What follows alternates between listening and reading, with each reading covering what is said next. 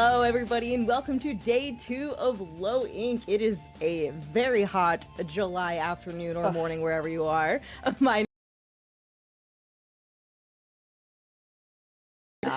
doing good. Wishing my apartment had AC, but other than that, good.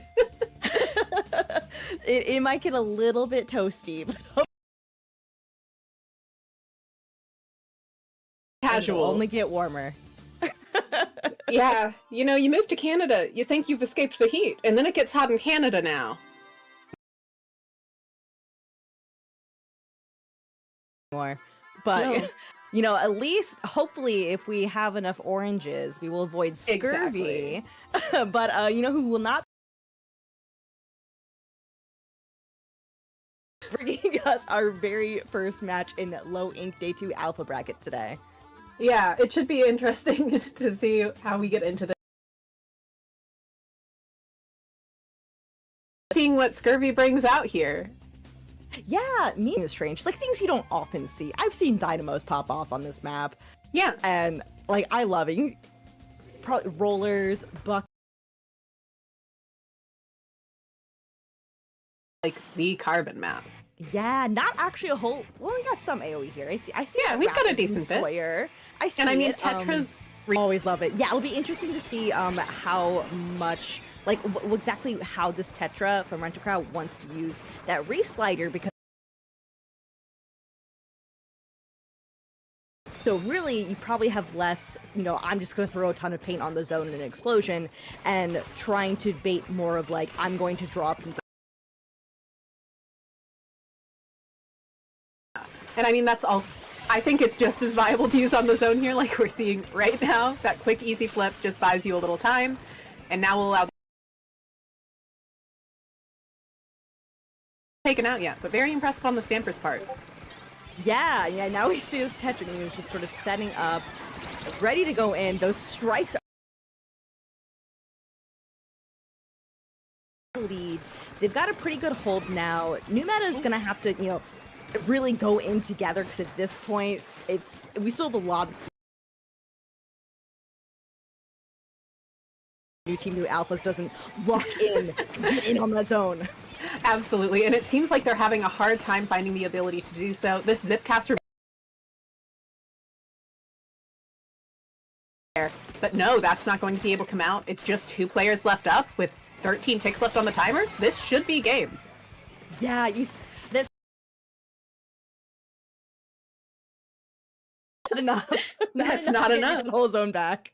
No, you do have to use the Zipcaster to find the picks so your teammates can paint the zone, because it's a solo stamp. So you just like want to have all 4 of them one by one come up to you on the zone and then paint the zone with their dead bodies. That work out in something like Low Ink Alpha Bracket. Yes. But that was a really quick game. That often, but it's always exciting when we do. Kind of sets the stage for how the rest of the set goes typically, but there could always be a surprise.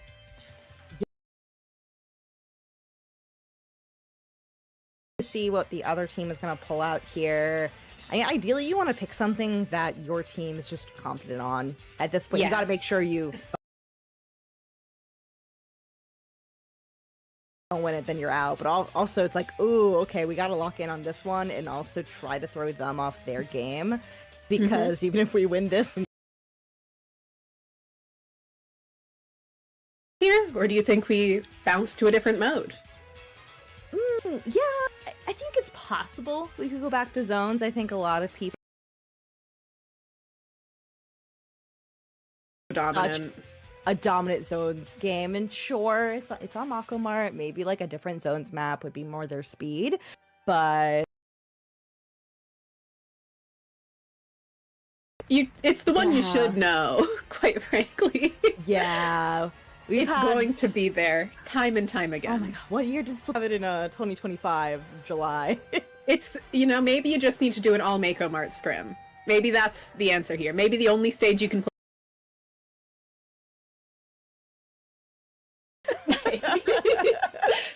We're playing every mode on Crab Lake. Oh, I assume when the map first came out, we're really bad at this. Time to lock in about it. I respect that. I think that's a good move. Drill the thing you're not great at. Not as you're less bad at it. Yeah. That also works. That's all that matters. All you can aim for is improvement at the end of the day, and crab leg is a hagglefish. Yeah, okay. It definitely something a bit different. It's much bigger. It's much bigger. Trickery to go on. Making sure you can try and get that tarp area under control can be really important, but also, it's hard to manage.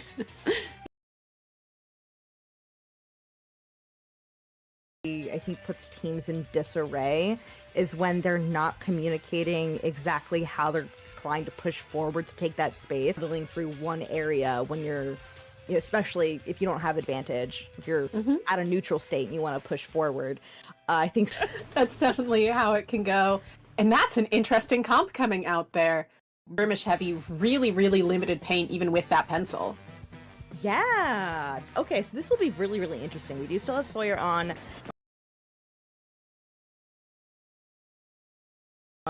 something like tower control, but a really, really strong opening from Scurvy here in this orange, getting practically a wipe. Already pushing through, managing to stay alive. Sawyer forced to pop the inkjet, but is going to get rewarded for it with that pick, forcing that pencil. One checkpoint down. And really not a bad time to have an inkjet forced, in all honesty. Like, it was at a checkpoint, kind of when you want to use it anyway. State, we're seeing new meta, new team, new alphas really managing to start to look like they're gonna get a push for the first time that we've seen them. Yeah, you saw how much. Got the slider going out, is going to get punished there, but was able to get some damage in. Zippy able to get one. Another person going down. Really, really. This is going to swap lead. It really does, and there it goes. We're seeing Hart looking to move forward, finding two, tapping the tower to make sure it can't move forward. Still being just pushed back by the intense aggressive power of new meta, new team, new alphas. Yeah, oh my gosh. Zippy on Cab has been one of those breakout seasons, like that have really come out in, I'd say, the latter part of Splatoon 3. Yes. And you can really see when okay decav, but when you're a really good decav, I think the same goes for pencil, it really shows when you're just able to like make it. Absolutely, and they are doing an excellent job of showcasing that. That bubble earlier was great, and they're still doing an excellent job of just being the Stamper and the Tetra really just, they're really just constantly warring against this constant battle of and it looks like they're getting mid more painted up here. Yeah, and this game's much more back and forth than that last one. Around double, and honestly, really, really good Tetra work. Tetra's, like, this team comp is so interesting because it's very, very aggressive. Definitely that encourage them, like, no, go wild, go crazy, my friends, go get in there. And there are definitely ways to punish that, but it's have the ability to just like be able to then change it to your pace, because it is so easy to get caught up in that rushdown pace.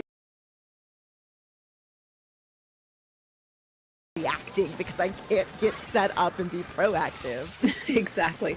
I have had to watch a lot of college basketball because of the hometown. Your team to set the pace, and that's something Scurvy's going to have to fight to do here. Because, yeah, new meta, new team, new alphas wants to go as fast as possible, whereas they're prevalent throughout Splatoon 3. Yeah, it definitely is. And new meta has been doing really, really well. They're approaching that final checkpoint. Saying, no, we're not done yet. I'm back. I'm diving in. And honestly, like, doing a really good job of staying alive here. Yes. Not only that, strongest things you can do with that weapon. Yes. Really just a lot of like these like more rush down weapons is just being like, look at me. Sad about it. But Sawyer got a really, really nice Yes. jet there. I think that's been really working out for the team. It's just been a struggle push earlier, but they haven't been able to get back to that. Yeah, they just haven't been able to find their way back into mid. In all honesty, the last 3 minutes have been them trapped in their own job of just constantly drawing attention back, taking advantage of the cooler and QR for those constant jump-ins, and just being here, being a nuisance. They don't really care.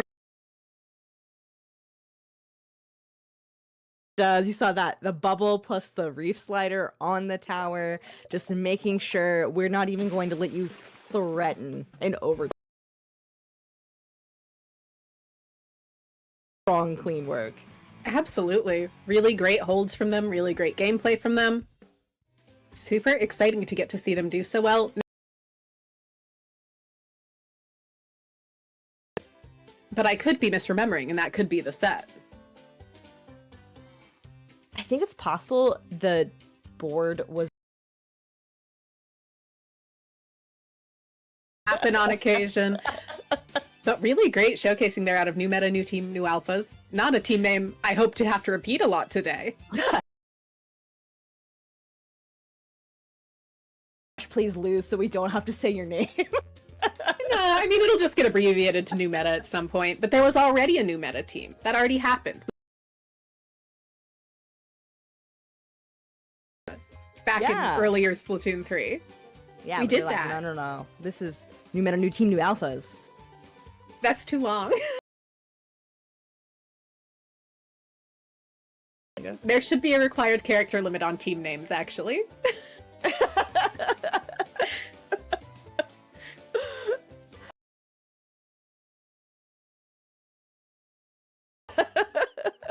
We bring just a little bit of hating. Just a little. It's important to have a little bit. It is. Forward, because I know they did really, really well yesterday as well, but things are moving fast in Low Ink. I believe our next set is all quickly and efficiently. I always am happy when teams seem to be understanding the memo.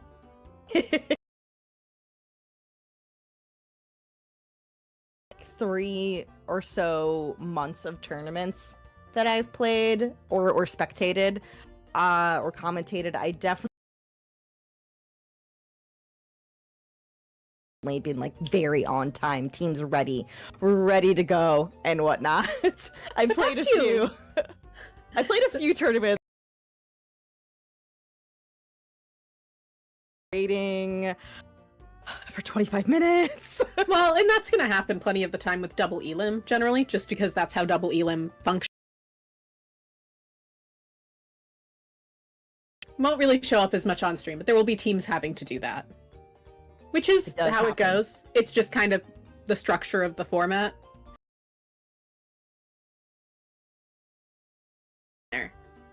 Not inherently a terrible thing. It just results in winners finals. Not winners finals, but grand. To the team that won winners finals. Yes, yeah. It's always strange when you're in like the lower bracket and you're like, why? Absolutely love to see. I feel like the teams in, especially the last 2 Low Inks, have been really on the ball. Yeah, and I will say every SOS I've seen lately. 2 days of SOS where it always went past midnight, guaranteed. Midnight Eastern time, minimum, guaranteed. Yes. I was commentating. They can go to I always bed loved at a that. reasonable hour. This is incredible. Thank you to the advancements of the Splatoon community in making our next set here. I have played against Future Tone. I mean, I'm not familiar with Donkey Kong Must Die. It's probably okay. Like, Yeah, I'm not a hater. in Mario Party 7, he gives you stars sometimes. He's pretty chill. Mario Party Donkey Kong was clearly offended somebody. And Well, that I yeah. understand. I did play this past MagFest. My teammate of just the two of us playing with two NPCs. And like we were all ready for the two of us to bully each other, except the NPCs bullied.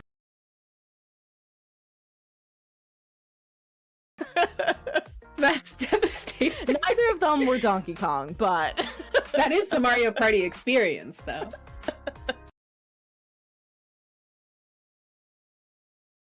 Oh, you don't get to have a good time. You thought you could play the video game and have fun? Absolutely not. But see, Donkey Kong, and then you try and get as many bananas as possible. And then the bananas could be a certain amount of coins. And then sometimes you could win if you were doing a single player one. To see it. Truly. So Future Tone, I have played against. Strong team. I'm really excited to see them in alpha this. It's a close set. We're just like, oh my gosh. And I feel like they've gotten really good recently. I know I wouldn't say that, but I do know they definitely like to play aggressively. And there's nothing wrong with liking some aggressive gameplay. Splatoon 3 is such a path.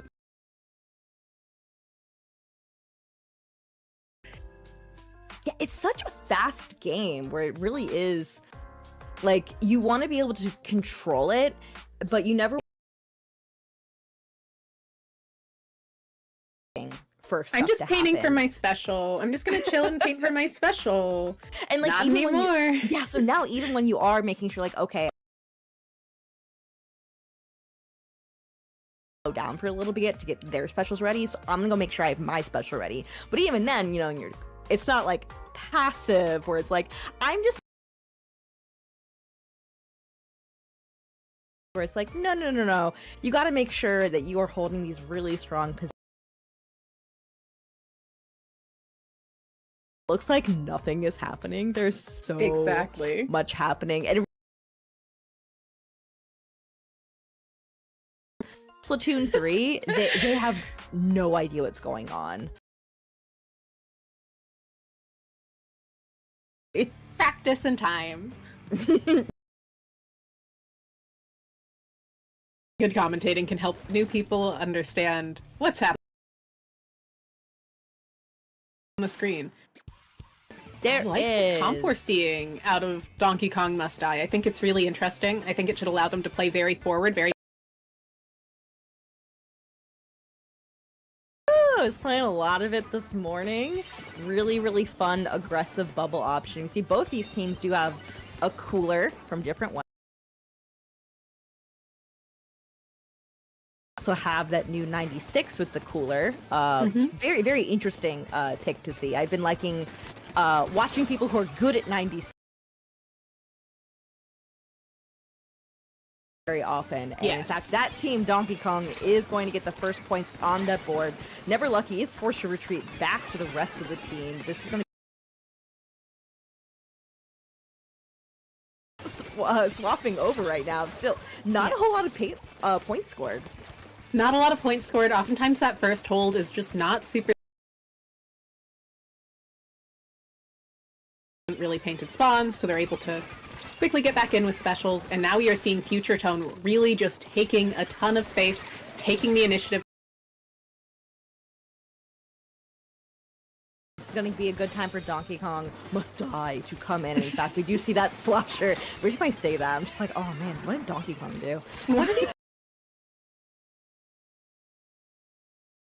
That'll do it to you. But Mario doing a great job there of finding... Well, that could be why it's Mario. No, that's Future Tone.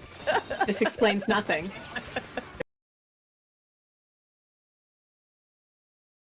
Their teammates to get in through. The bubble getting in the way of that very excellently, though. Yeah, that did, tank a lot of damage. Is now going to flip, but able to get this down to a 31. Still, I feel like any zones map, but really just a lot of Donkey Kong getting a nice double there with that Zuka from Potato. They're gonna be able to eat up a lot of time, forcing Future Tone to. Really, sometimes especially... you just gotta make a triple look easy. Yeah, and Donkey Kong Must Die's Potato? At home? Focusing on it. It's gonna switch over again, just like that. Yeah, and I really like that we haven't been seeing these players really standing on top of each other very much. Those strikes were a bit just one random blaster shot could take out multiple of them at once. Yeah, and fortunately for Future Tone, they were able to force that penalty onto Donkey Kong Let's Die. Future Tone now can start moving in, and indeed Duke Loser on that blaster, really controlling this space. Must Die. That Dualies as well going down, not able to make anything happen there on their own. And as long as Future Tone can hold this, they could very easily get the switch here. They're gonna have to watch out for that Zuka coming out from Donkey Kong Must Die. The strikes are coming out. There's a blaster there, on there, not able to paint very well, unfortunately, but they're hanging on for now. They are hanging. Dual zones can be very complicated for teams. It's really hard for them. A lot of teams struggle to figure out what to do about just keeping one. Donkey Kong Must Die. It's a little early to start just focusing on one zone, but keeping one zone your color at all times, if you're the team in the lead, makes a huge difference. Really want to work together here. They're set up decently well. I think Mario wants to get that crab ready, and it is ready now. That dualies on Donkey Kong did go down, but the Zuka and the They're almost through their penalty points too. Yeah, but Future Tone's gonna have to really lock in, make is pushing up really aggressively. I really hope they have enough people there on the zones to be able to take them both, because they only need a couple more seconds to get the. There we go. Donkey Kong Must Die doing a great job there, but the zone's right there. We can just paint that. And taking full advantage of the fact that they just needed that cap. They really just needed to stall one zone. Really surprised to see exactly who pushed up and where on Future Tone.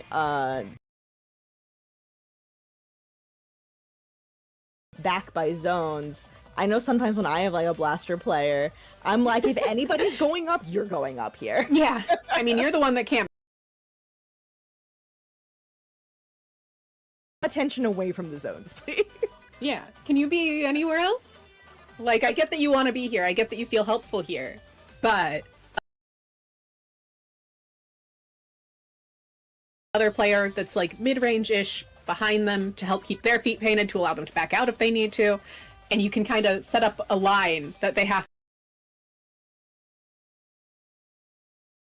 Yeah, man, I know it's really rough when you're like the only one alive as a blaster trying to hold on to the zones. You'll just get a quad. My team is all wiped. Hold that zone, and she's like, I am a blaster. What do you want me to do? Hold the zone with their blood.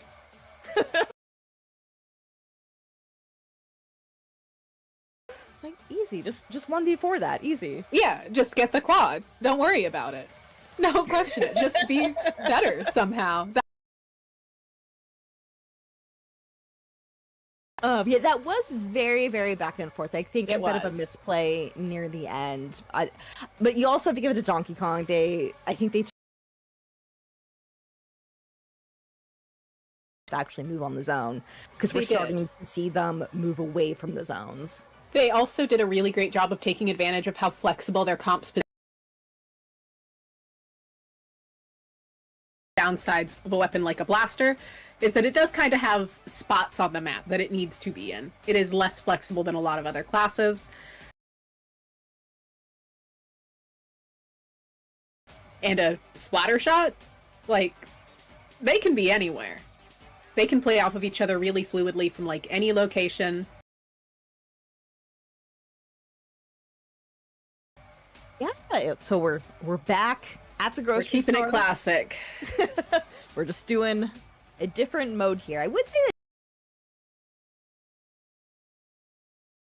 that see nearly as I feel like mostly we see zones really.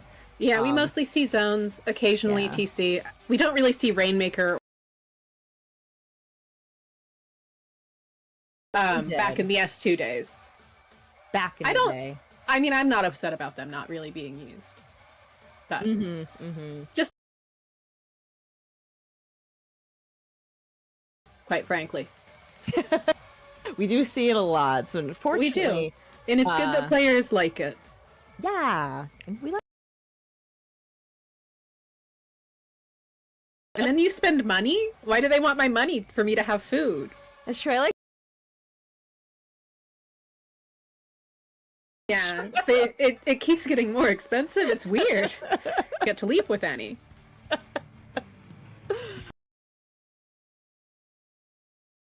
Gotta work in their favor. Looks like we the Neo Luna from We're Deep also Freezer. switching to Zap instead of Shot, and instead of the 96 gal, we've got, well, to get to. They switched around who was doing what role a good bit also. Yeah, but I think we're gonna see a lot like this comp from Donkey able to move around a lot. They don't have a backline, and I think that can work really well on here. You just have like get out or like, you know, go be a pseudo anchor for a moment so I can get a quick jump in. Which will usually be the Frozen Pro that we're seeing there. It's a weapon. Pretty good splat power and really good, you know, special. So if they can sit on the tower, that's pretty good. But it seems that they have gone in somewhere. Miku managing for the rest of this game. But a really strong opening from Donkey Kong, able to get down to 33 on that first push in only 1 minute. And that crab, but did manage to survive and got a pick off of it. So I guess worked out pretty well for them. But like whenever I'm playing it, it feels like you can get your crabs out pretty quickly. Duke Loser on that hammer, not able to get a pick, but is going to enable Duke to take these tight spaces around these corners and just get really consistent chip damage here. Because like even if you miss, next gets ya. Oh, but Potato going in, trying to find a triple yet again, able to find one, claiming the stack, keeping them from getting through any of that check. And with Donkey Kong Must Die looking to be on the attack again. Yeah, and you know, I didn't even mention it. Future 8 now, not a huge difference in lead here, but because it is tower, it does mean that you got to be able to, you know, ride the tower from where it is in mid back to on the slosher with the strikes, throwing them out, trying to get the rest of Future Tone in position. These are nice place to be on that slosher. We've got more aggressively in front of the tower, especially on that top left position. But I think Miku has been doing a good job of playing around the stack. going into their base. 3 players down, Ink strikes at the ready. This checkpoint should be theirs to take, especially as the strikes come out, pushing everybody. With the hammer coming out, they are going through that checkpoint, but it is stopped at 12. They're going to have to stop there. But they were able to clear. Still has to sit through that checkpoint now. So we have a minute and a half left to go if Future Tone can really lock in. But, you know, Donkey backline, they're playing much more fluid and quick. They can really punish something like Pencil whenever they can do to defend themselves. Yeah, I think we're getting to a point where we're going to see less Pencils in the next few months. Not quite yet, because the people that have gotten. But I really do think Heavy Edit and Rapid fit the pace of the game better right now. I think they fit the needs of teams quite frequently better. To see, like we saw from them last game with that 96 Scout. Now, admittedly, this comp it's almost thrown me back to us too. Yeah, kinda. It's not all shooters. It's just not all shooters. It's just we don't see anchorless much in Splatoon 3. And so it's a bit of a throwback. Donkey Kong must die. They are approaching that second checkpoint, which they do need to clear in order to threaten a lead swap. But Ribbon now. Strikes from Donkey Kong are going to come out. Not really able to take a lot of space, but, you know, now that I say that, Future Tone did go down a few. So this is now, you saw, like, Duke, fortunately, able to save Ribbon.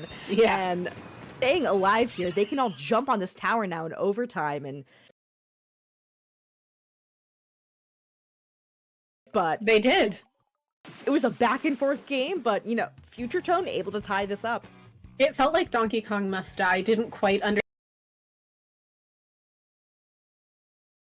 They had good pushes, they had good momentum that they were able to carry, but they couldn't figure out how to shut down Future Tone very well. They couldn't figure out how to space in a way. Is probably in part just not knowing how to use that comp for that. And also, that comp might just not be as naturally good at that. I think it can be difficult to get in. If you're constantly being called out where you are. Really, really well. It was just sometimes, like, and I'll say even as somebody who this is very true for,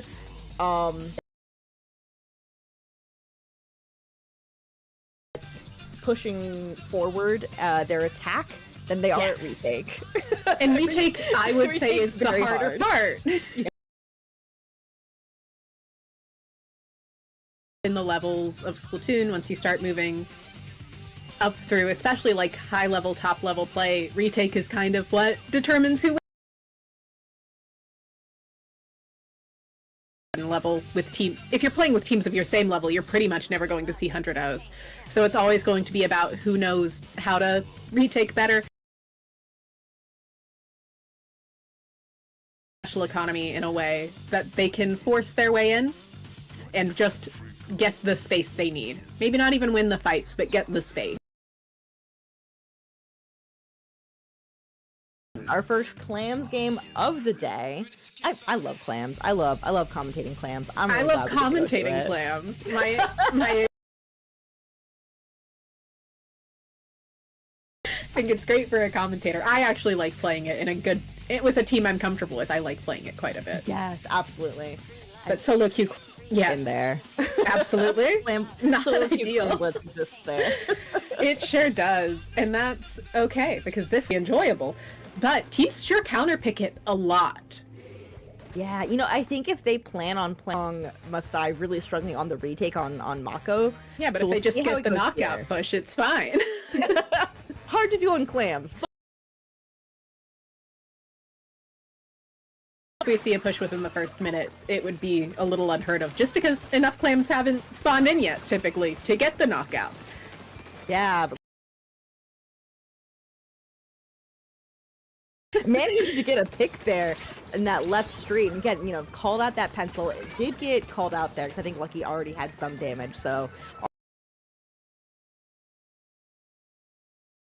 Talking earlier, things like pencil, I feel like you can really tell if somebody is a really good pencil. Yeah. It's kind of like how you could tell a good armor player from a bad armor player in Splatoon 2. It's a very similar thing. As we're seeing trip strikes come out and to move forward and make this work. But they didn't quite move forward fast enough, so they're having to redo all the fights they already won. It's just one person. It's just that that Zuka who is gonna get taken out. The Dooley's managing to jump in, but unfortunately down there, so Donkey Kong must die. Kind of staggering, but Lucky's been doing a lot of strong work on the slosher around these short. A lot of clams. Like, even though Future Tone's been pretty good at keeping, they only let in one power clam. They have otherwise shut down. Lucky. Yes, they have. Lucky. They haven't been able to, like, have clams for their own push or to like, be alive to take positions for their own push. That push they needed. Oh! And manages to find a triple in the process. Neon choosing to jump out there, which is a bit unexpected to me. I would have expected them to back to mid or to give up even this stack, probably. But I can understand the decision. They wanted to stay alive. They wanted to get closer. How we see because they have how many clams they have? They have a lot of clams, but sadly there has been a push to 26, which is a little to try and work through, especially with the Dooley getting in, potentially finding a triple here, able to. They don't get the bubble out. Do they need the bubble at this point, though? Yeah. A super aggressive push here. It'll take a lot for them to get points anyway with how big their last push was. And now they're coolered, so they're probably just going to be trying to hold. Push down to 26 like that, and just that single push, not giving tons of like little pushes, power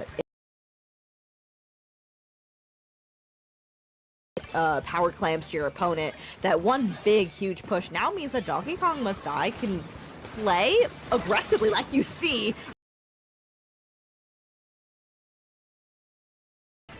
Yeah, you should always be playing aggressively. You should always be looking for the next push, but you also shouldn't overextend for it. Always and forever in Splatoon 3, you always want to take more space. But it's nice to know that you don't need to take their spawn. I'm so surprised with like the things that Never Lucky gets away with. I think they might be, and hear me out here. Left up. Maybe you don't have gotcha luck, but you might be pretty good at Splatoon. Yeah.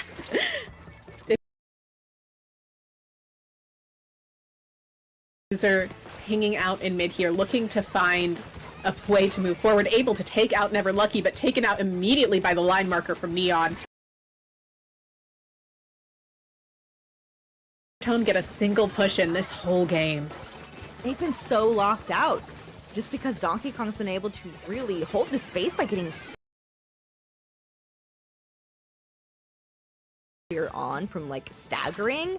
They recovered so well. Future Tone able to score some claims, and now they're gonna have to be able to stay alive here, continue. Must Die. They were able to get down to 48, but that basket is closed in overtime. A really good sucks when it comes that late in the game. That's when you're like forced to make something happen. But then, you know, you have the resources to continue that push long enough to get a lead, because Donkey Kong Must Die just had such a push of theirs of just maintaining control in space and kind of exploding once the push started. Clam Blitz is a very explosive mode where you need... It's really rough once you have the opportunity to push. Let me rephrase. You can't slow down once you have any opportunity to push, because you'll lose your window.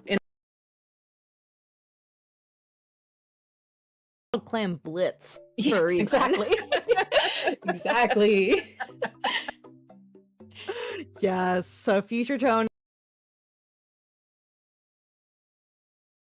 down and see if they can fight their way back in. Donkey Kong Must Die having a really strong showing. Yes.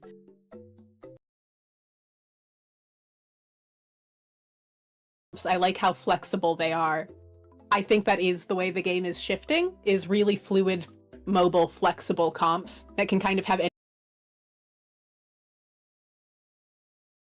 always been the state of the game to an extent. Yeah, this is, and I know we've had talk about this on Blue Sky recently, along with about the quote I don't know, they're not retweets because they're not on Twitter, but the quote reposts. Yeah. Roles in Splatoon. It's like, yes, get rid of the binary in both your life and in Splatoon. Exactly.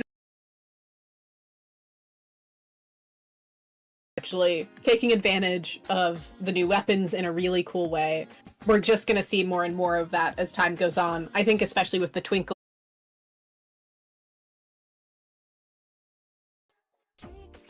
Yes, I really like a lot of the new weapons are really fun. I think have been at least I've seen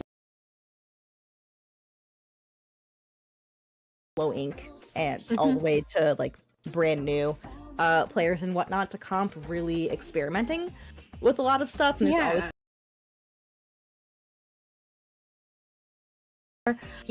so I don't think we've seen as many of these weapons. We've seen Twinkles and Frozen Pro a lot. Yeah, but we picked weapon in the latest Super Jump. Yeah, I think you're right. We're definitely seeing them experiment. I think they're top teams take longer to implement those new things usually. For good reason. They're very comfortable with what they've done. The meta shift has, because that takes a while. Like, there's always a shift, always some time before that happens. And it seems soon for semifinals. Yeah, don't go anywhere. We'll be back soon.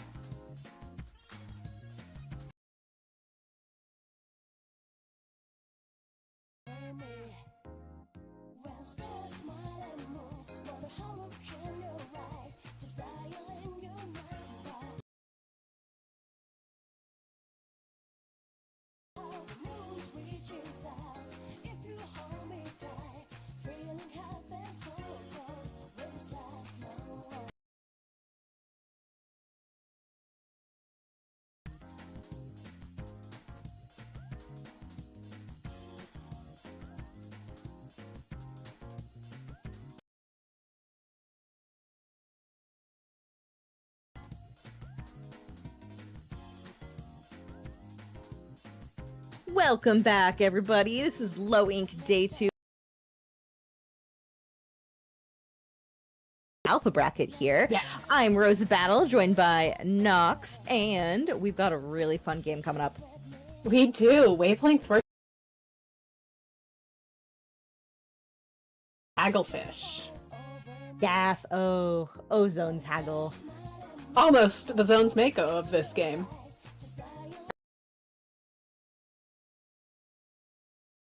Length here. They're coming off of a semi-recent, this was a couple weeks ago, semi-recent win at a while since they were in Low Ink. I want to say I'm looking at, looks like maybe since January. Wow. They have not all been able to play as a team in Low Ink.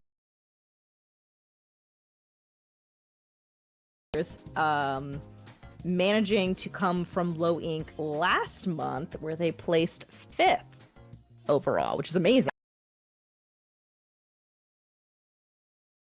Because last month's Low Ink was wild. The competition was so fierce. So many strong teams. Reef Runners, and I'm sure they wanna make it to the podium. If not first place, at least make it to podium. They were so close. Yeah, 5th place is... because I have a weird thing against getting first. Too close. Wait, Too close to first. So you've a weird... Okay. I want to lose or win decisively. Because usually people are like, oh, second feels so bad.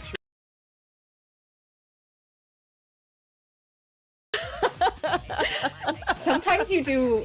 I did a lot of horseback growing up, which is so individual focused that it made me ill. For sure. This is what's... Everyone that does this knows how to be so casual with their video games and anything they do in life. Definitely. You don't turn stage. Always a very fun stage and mode. And we are going to be seeing an E-leader come out. See. I'd love to see that E-leader come out. I could absolutely, if able to set up on Hagglefish, is going to dominate things if they don't get run down. That's 2 people already down on Wavelength. That Paintbrush and that Zinc Mini both going to get taken out. But they come back in really quickly and are taken out again. Yeah.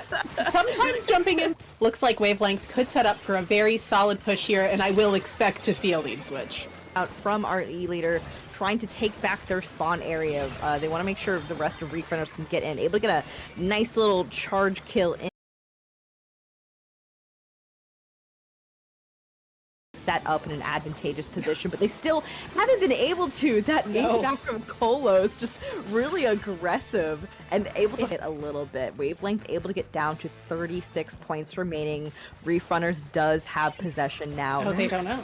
Pretty love to see that. This is why you should investigate any weird spots of ink on your map, because the roller could decide to pull some shenanigans. Gonna go down in a trade. The Reef Slider coming out here, and Reef Runners is threatening a lead swap here. They are. switched over to Reef runners now as the Sloshers trying to cap the zone. Likely not going to be able to against that Dreadringer roller, but nah. Hold on to this right here. Dreamer on the Frozen Pro wants to make sure the missiles are ready, and they are going to go out, try to create opportunities for the rest of the team.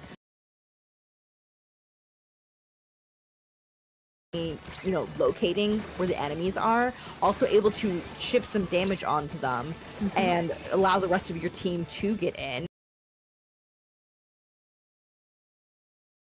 Coming in, even if they don't die to it, it's still gonna, you know, take some space there.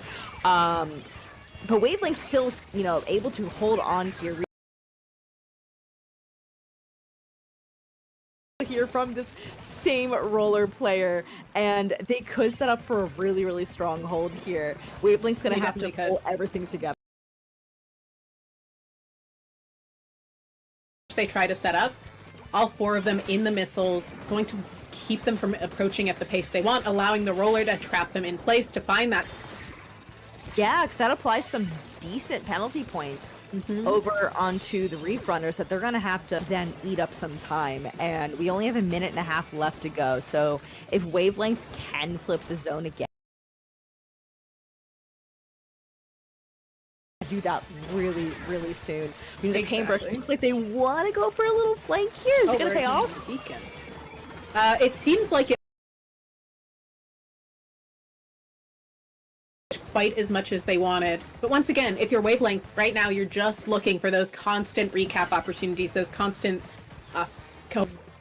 but if some of them are going to go down, we do have the ink back ready from Wavelength on that tent umbrella. Roller on Reef runners is going to hold onto this zone right now, the rest of the team. They do just need a couple more seconds. They only have to hold it for a little bit longer. People are starting to go down, and this could get swapped over, but no, the roller! The roller doing cheap. Meaning Wavelength has another shot, Nox. Wavelength does have another shot, but they're going to need to essentially hold it until the game ends. Slider at the ready, which makes that particularly dangerous. And we're seeing the Dreadringer looking to find a space to move forward. The tent tries to take them out. The Paintbrush manages to find the roller, and that'll be the game. But that was very close. Oh, man, that was going to be able to hold that long enough through overtime, but they had a really strong hold there, just and they took out the Dreadringer out. You see that Dreadringer? Like, where are they? Oh, they have special? They cannot continue to exist. Not possible. They need to be gone. Oh, yeah, your Wavelength really forced to give it their all on that. You saw both teams had a hard time on. Felt like anybody's game that entire time. It really did, which is exciting. It shows that we'll be in for a very close set here, hopefully. I'm gonna make a bold statement here and say we're probably gonna go tower. When you lose zones, you go tower. It has been the case since Splatoon 2. To pick on tower. Let me look at the map list. I have it pulled up somewhere. Probably not Haggle.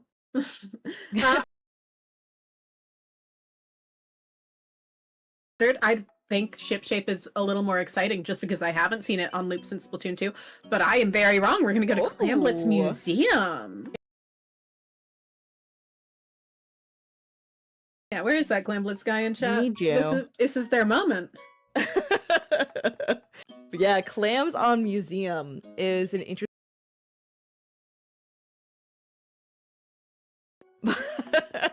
I just find it a little bit annoying to play on. It is really hard to get a push in on. It is definitely hard to break in on anything. Yeah, that is interesting, and that is why I don't like it very much. When you go in, everybody is ready and committed to it. Yes, exactly. And you need to make sure you really keep it going. And that's true on any Clan Blitz map, but I think Museum emphasizes that more than others. It really, really. What comp they're running on this, if they're running the same weapons, if they're switching anything up, Yes. especially from Reef runners, because they picked. I probably wouldn't pick this just because I don't like playing on this map mode, but I do always wonder. I always wonder. I always want to know. I'm like, I know. I'm just always gonna be like, but why do you think that? I need to know. And that's Decaf does exceptionally well here, but neither of these teams really have that. Roller in a team. Yeah. Okay, so we do still have what I believe is the same comp on both sides here. So not. You're already taking Reef Runners plat here. They're moving in fast, and Reef Runners were the ones who picked this. So a bit of a Flosher. It's really just, booking real estate right there, but forced to finally move out. And, I could see could do really, really well. They definitely could. I think E-Leader's just a really rough pick in this day and age. Like, I appreciate people that can make it work.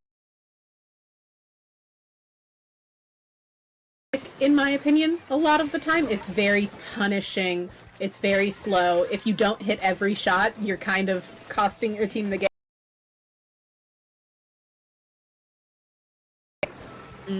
Yeah, you gotta be a really good Charger player. Yeah, it's just so punishing. And that's been the case. Brutal. But I appreciate that people want to make it work. Personally, I think if you're going to play any of them, the new Camo Splat Charger is probably... Yeah, alright, so we've seen a lot of back and forth here. Kind of a classic, first minute and a half of clams of... Where nothing really than just sitting around waiting for something to happen. And Reef Runners is really trying to get in here. They are deploying those missiles now, trying to let the rest of the team go. The shot forward, trying to hold it here, but most of them are going to go down. Yeah, and it seems like we are going to get a push in here. The E-Leader takes in the roller, trying to sneak a couple more in, not being noticed yet by the slosher, able to take him out, but not going to be able to get more clams in time. Yes, too. And they were able to, get a pick when they had 7 clams, able to then make that power clam to give to another teammate. It looks like that push the rest of the team in. Hopefully they're going to stay alive from these missiles. Colo's just, barely, they're so yellow, barely able to stay alive. Power clam thrown in from Wavelength. Which is not what you want to see. That kind of just sets up the other team's push for them, gives them a free clam. But it seems like Wavelength was ready for that and is going to be able to push Reef Runners back as they look to get their next power clam into the basket. But holding their plat. Yeah, Dreamer is going to be forced to put out these missiles now for defense. This is going to swap over to Wavelength getting the lead.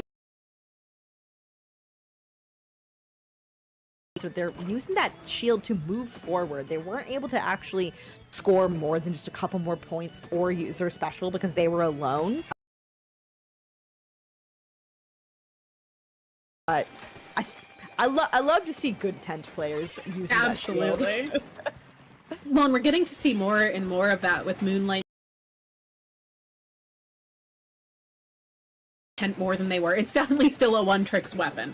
It is not a weapon you can just toss into a comp, but it seems like Wavelength knows how to play with to make this push happen. Yeah, they've got 2 clams, but the strikes plus the mist delaying that there. That in. There was a jump coming in, Oh! but no, not able to throw. Like, holding on to it for now. This is a best of 5, so this is not win this game. They can still get the reverse sweep. And if they throw in a power clam, they win. They win. They only need to It's a pretty get easy win condition. Yeah, so as long as there is, and they know exactly where the tent is. Time to get in, thrown in. Gonna use that Kraken to just deny the space. Really, that is game for Reef runners.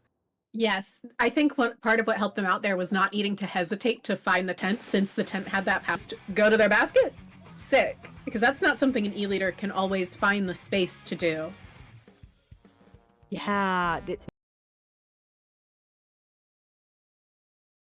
Time they went down 3 all together at once. The rest of my team probably knows where the others are. I can actually move in. We got you. We got you. We just needed this one power claim to go in, and we got it in. And so now we'll get a Kraken triple. It really was. It was very cool. Oh, so good. And I think it really behooves Splatoon players to know enough math. We only need to get the power claim in. That's it. Yeah, it's important to be able to do some quick math in Splatoon, sadly. You gotta be able. I have not taken a math class since 11th grade of high school. I avoided it all in college, but I'm gonna at least know, you know, the number 20. Math. That's true. It's the only math I gotta do. Exactly. Who needs multiplication or division? Just addition and subtraction. Yeah, that's all you gotta know. That's really the takeaway today. Surely. And another interesting map choice coming out.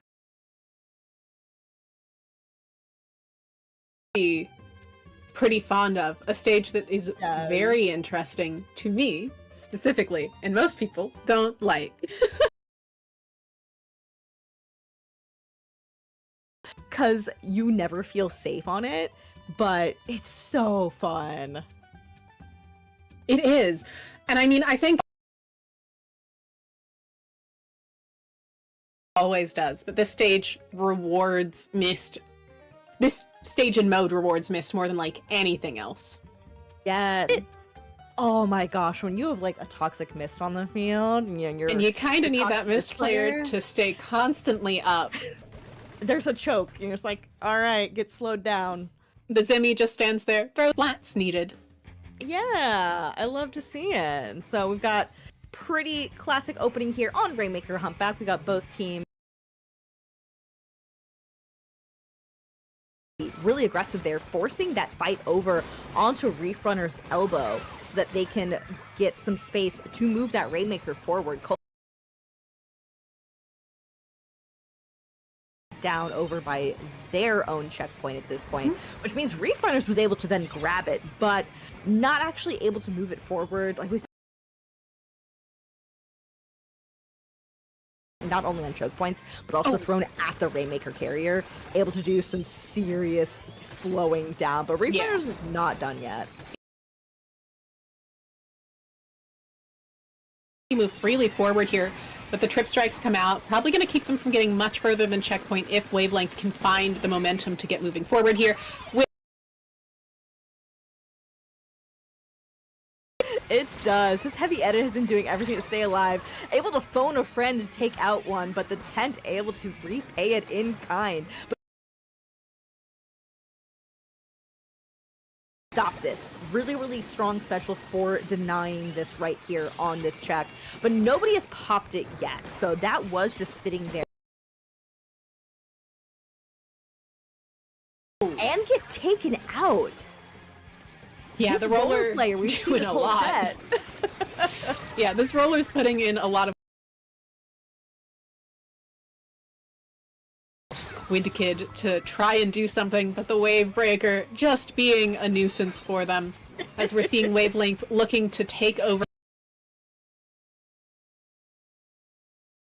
in spite of the missiles that have been launched at them. Yes, and Wavelength able to get that dunk. They're gonna have a vacuum for push.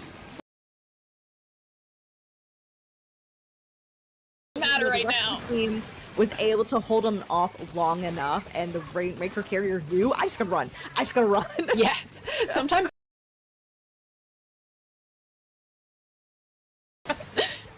Sometimes you just gotta keep running forward and trust that your teammates have your back. Don't be pulling an Orpheus here.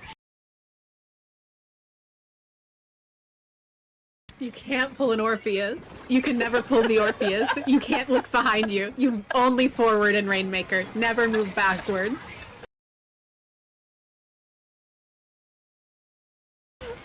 There is so much happening in mid right now. Wavelength has been getting a lot of picks, but they're getting traded on in return here. We've just...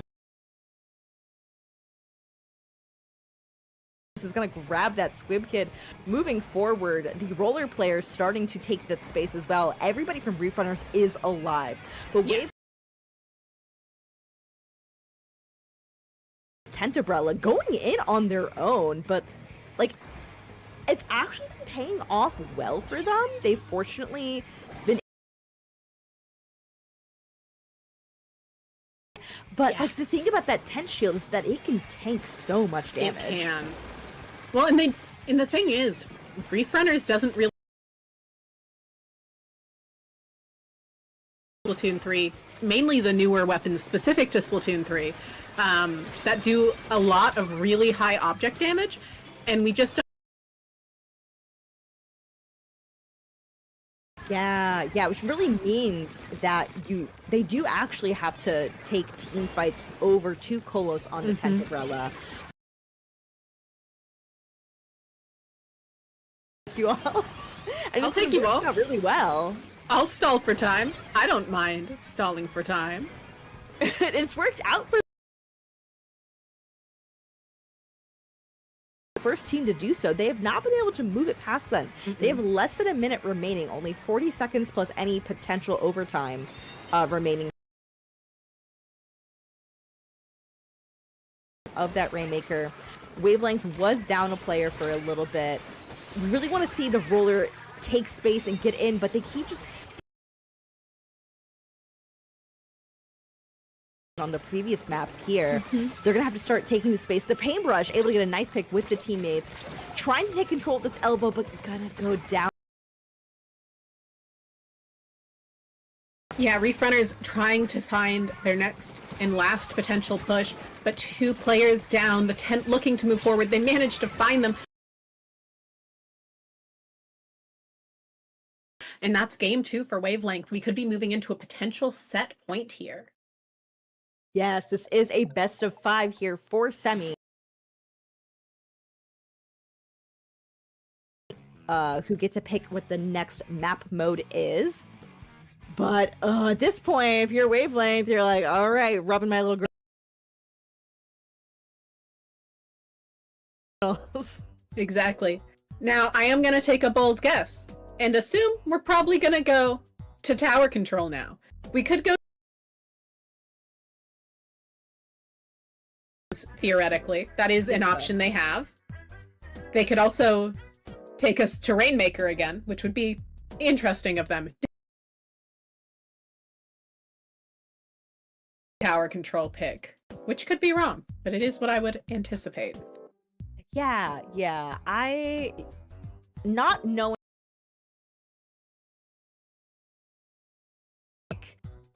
So the Zones game was very back and forth. And they did narrowly lose that one. The Clan Blitz was also very back and forth. It's like, okay, well, those were not super dominant wins. No. But I could see them choosing to go to a... For Zones Haggle. It is a good Zones Haggle comp. It'll be very interesting to see where they choose to go here, I say, as I like a TC Mako Mart or a TC Inkblot, just because I can always imagine those happening. They're very safe. Especially Inkblot, I feel like is one of the most commonly counterpicked map modes. Well, yeah, because you start on the stage Mako Mart zones, and then you can counterpick to let's go. Tower control ship shape. We are going to see all 4 modes, which means every mode will be open for a game 5 if Reef Runner. When you're on that game 2, and you're like, oh, maybe TC ship shape, maybe. Yeah, well, that's because I would rather see it than the other TC. Well, that's what I'd like to see the most. Yeah, I don't see ship shape being counterpicked as often. No. I feel like it's just one of the. But it's a very consistent map. Yeah, and I think it really displays how well your team does. Like, the wins and whatnot. If you're able to create those opportunities and really hold space where it needs to. I think you can get really punished on the retake if you're not doing it properly. Absolutely. And it's a very steamroll heavy map, like because you just have so much momentum rolling by that point. The map geography is borderline on the aggressor's favor. It's just really so who knows what's gonna happen. Yeah, if you don't knock out, you're not safe with ship shape. And it looks like we have a slight change. Yeah, Dreamer switched pros over to the one with specifically give some more object damage, do something that will keep the tent from being able to move forward with it, potentially?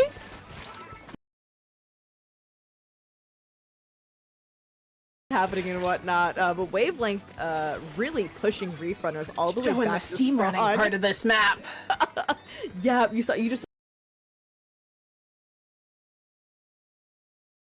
have the tent on the tower here with the have both their shield and the vac to keep themselves safe. Because usually when you're like, what the Booyah Bomb is potentially for, like I said, that is something Booyah Bomb can do, but it's not enough to keep the rest of their team out because the tent had done a great is nowhere near safe here, and it now seems like we're going to see Wavelength have to back off for a minute, regroup, re-get control, and figure out. They're going to want to make sure they have a good hold on mid here. And they are doing an okay job. We're a little bit separated at this point, but I think we're going to rejoin here in a to get out. And now if they're able to take control, as we see they're trying to do here on this forward left side, making sure that nobody can approach. Still managing to stay alive here. The Kraken is going to be forced to come out from the E leader, but so far they've been staying alive. They're able to go through that first checks. The Mini doing a great job there, creating a pinch with the tent, allowing them to take this kind of space, but the E leader finding an incredible double. Yeah, the back shot is now over and done with. E leader is going to want to set up here. You see they're already holding down. Nava is camping a jump here, an unfortunate jump from Reef Runners, but gonna get taken out here from that leader on Reef Runners. We definitely have, and now we're seeing Reef Runners set up for another push here. The pro managing to find the slosher. No tent allowed, according to Dreamer, as we see the Mini attempt to move forward, but not able to find anything. Is it right now just might cost them the lead swap. Reef Runners is holding strong at this point. They are approaching a lead change. They need just another second. Run away. They managed to get it to, I think they hit 26. They hit 26. They weren't able to put it past. So it had to back down to 27. They're going to have to keep a hold moving forward here. We are going to want to make sure we have people moving forward through this top right area, but again, we've seen the ink fast here, and it's able to do that again, catching the E-leader all alone. Oh, and they're chasing the roller. Oh, just let the roller be there. It's moving forward, taking more space was a little more important than worrying about the roller behind them, but still going to be enough to get everything back to neutral. Focus on painting the map a little more for the next few seconds here, as the mini is dancing around shots from this Dreadringer. yeah.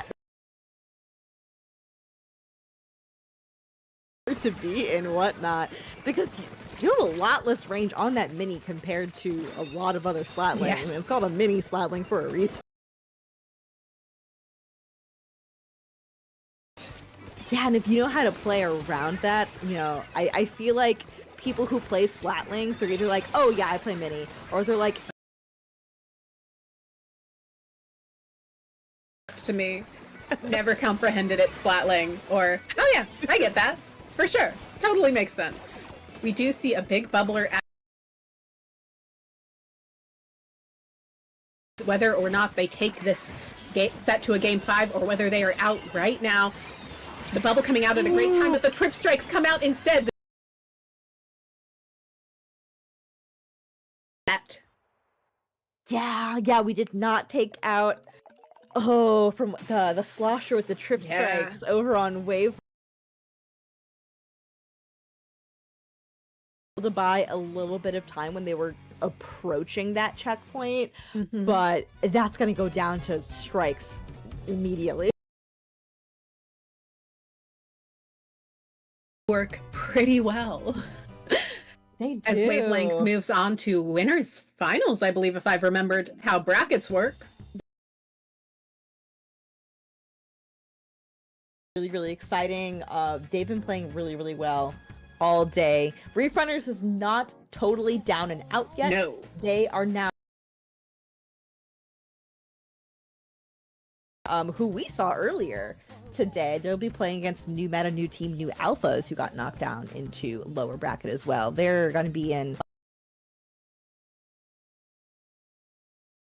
but it's possible we'll see. I mean, we will be seeing one of those teams coming up because they'll be in losers bracket semis. But coming back over to winners, our next set is going to be 9 Lives, All Anxiety versus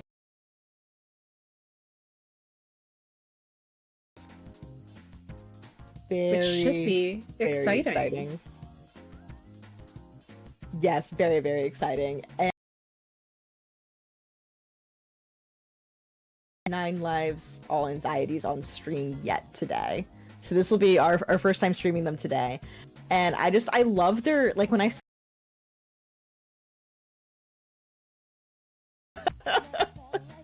it's a like, very that's a good my team, cat. That's my cat. I and own some cats myself. All of them weirdly confident, which is, I know, a niche cat experience. Yeah, I'm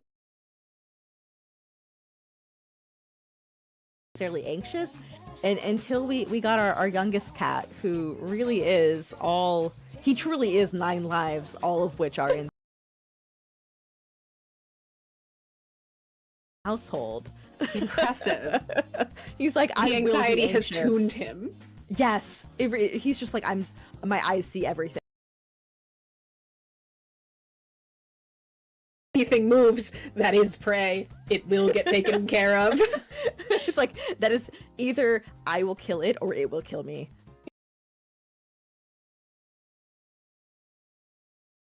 Yeah, I've worked with a lot of barn cats, which operate under different rules than house cats by quite a bit, as it is their only job.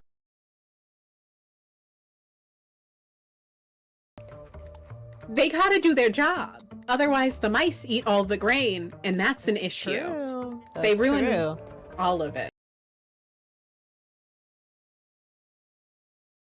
so that they are very focused. Well, they're not very focused on taking out the mice, but they've got to be. Usually they are cats that can't. Oh, yeah. I mean, I love barn cats. They're great. They're the only outdoor cat I approve of. Yes. It's like, yes, please get rid. So many mice. Seems good enough. We'll take it. Because generally, cats pretty bad for the ecosystem in North. They do. But if you give them enough mice to hunt, they'll take care of it.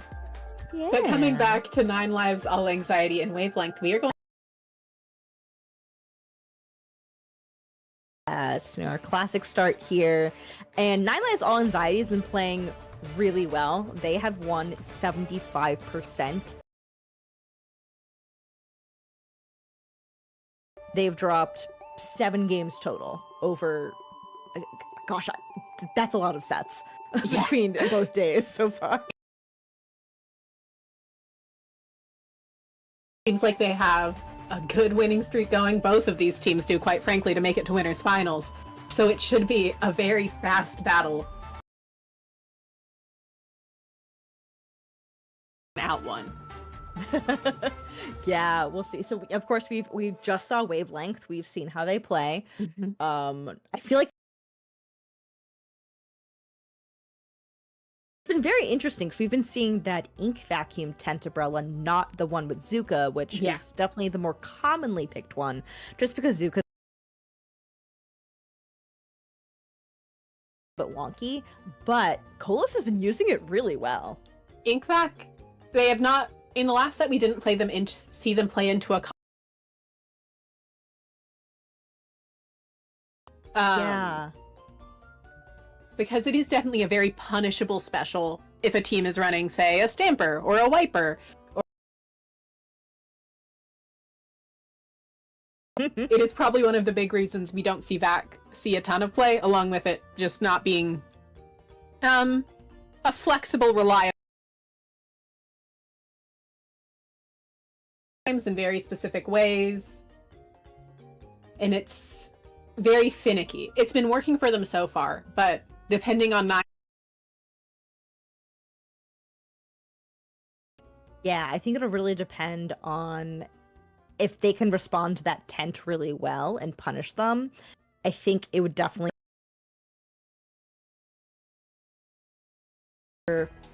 works really, really well, or the person playing it is like, I am struggling to actually take space. Or one of the things we see, like we often see Tent do really well through low level, then they struggle in mid level again, and then by like learning curves to Tent. It's a hard weapon. I would definitely say I think it is one of the harder weapons in all of Splatoon. Challenge to Tent. There's a lot of challenge to a lot of weapons in Splatoon, but Tent definitely, there's a lot of unique mechanics to it. By putting your shield right behind them so the enemy team can simply throw a bomb and get the pick. I love doing that.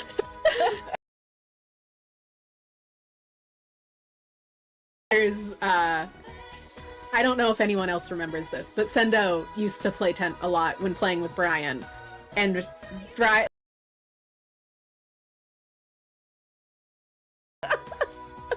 this friendly fire somehow in Splatoon.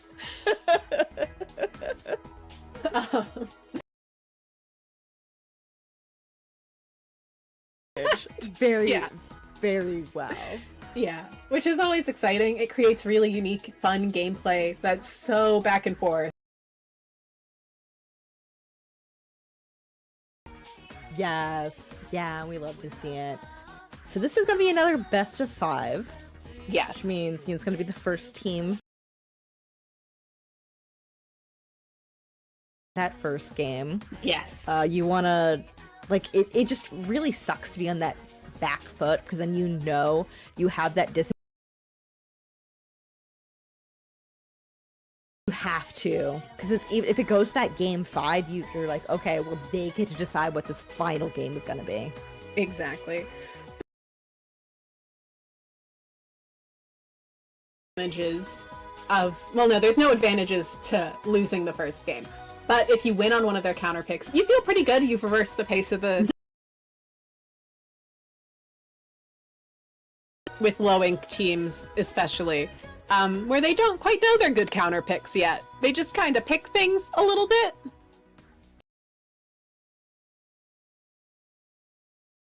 Any team ruin their run with their own counter pick. Yeah, sometimes you get in your head about it. Mm-hmm.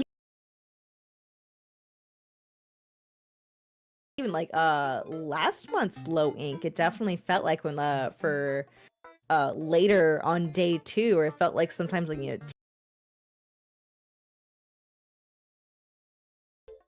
just almost making it more difficult for themselves than they had to. But I think sometimes it's easy to,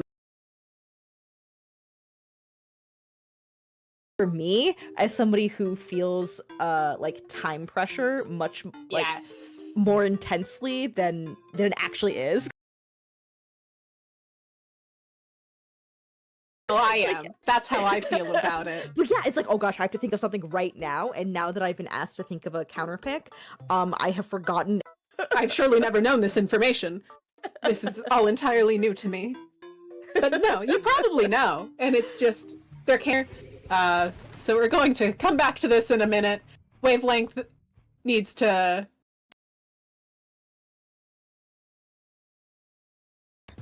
Yeah, for sure, for sure. It would be very... But yeah,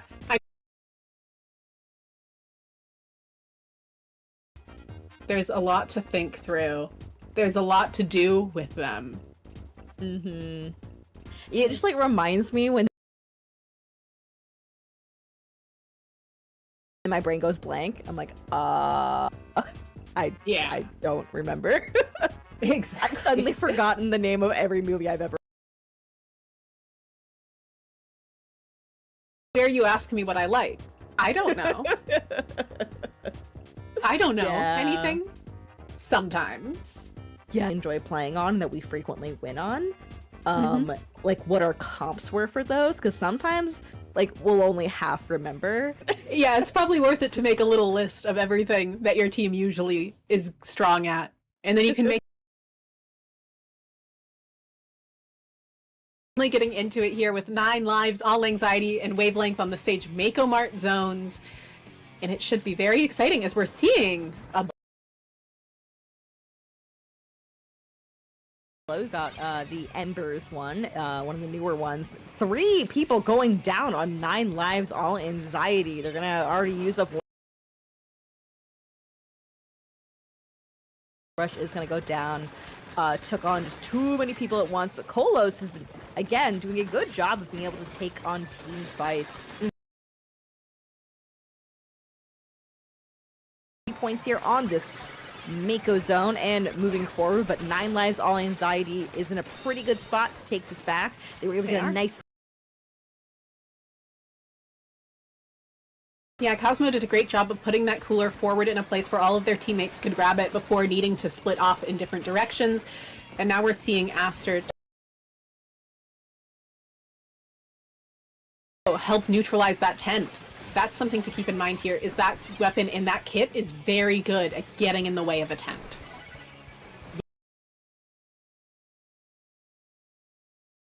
Able to get the cap, but was able to get, you know, a lot of it painted, plus, more importantly, a decent amount of damage, so that even when they went down, the rest of 9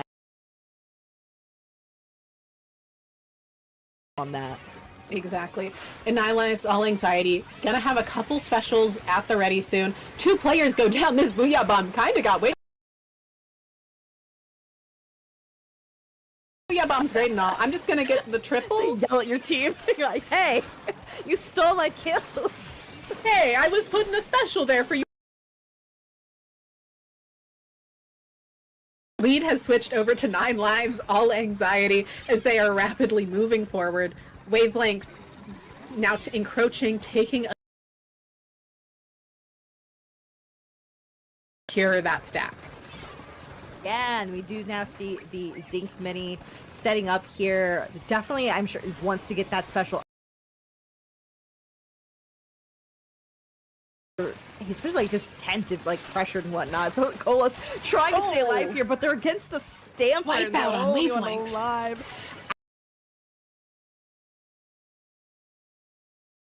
Wavelength's tent here. Yeah, that is one of the downsides of a tent, is it does just get countered by a few things. This is in the night there on that exactly. The Reef Sliders having a moment. They do manage to trade out the mini. The bubble does come out, but all of to neutralize the zone, getting rid of the super chumps as Kolos looks to move forward, but is going to get shredded again. But that tent shield able to give their teammates.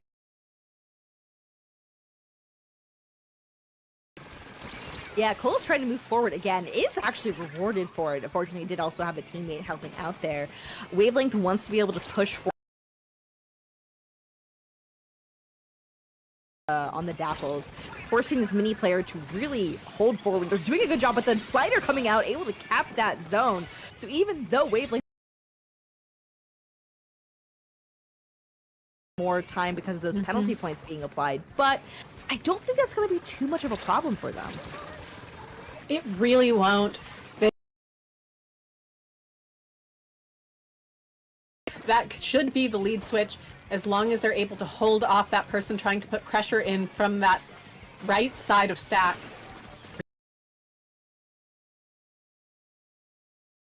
To Wavelength, as 9 Lives All Anxiety is looking to recap the zone and able to, but now they need to find another really good.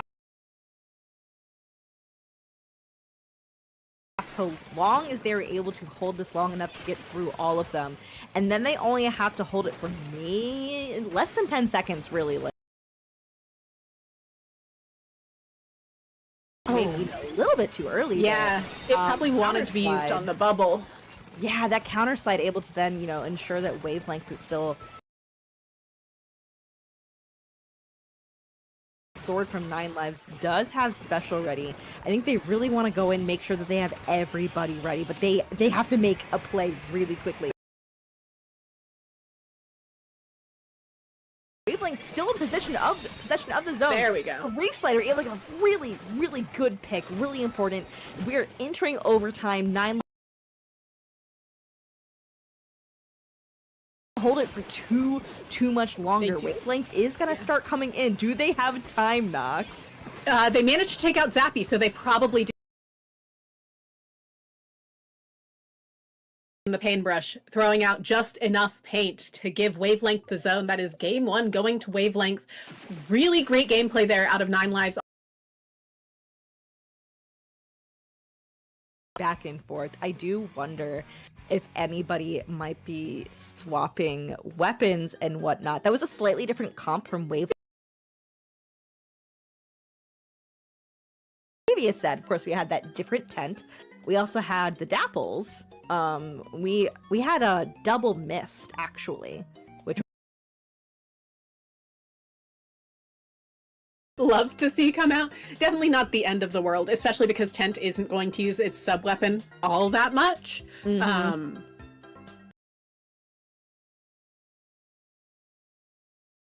mist, enough mist.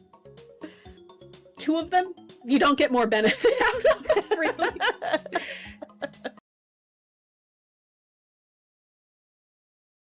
No, the reason why I think people undervalue Mist, but it also explains why it's really great for slowing down somebody, and being able to let the rest of your team or yourself pick them off there. It's very hard to move out of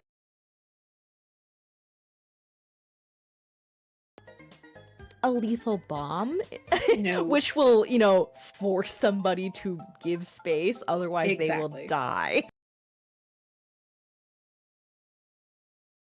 Even stronger. Mist is very much so focused around team play and getting your teammates better opportunities, keeping the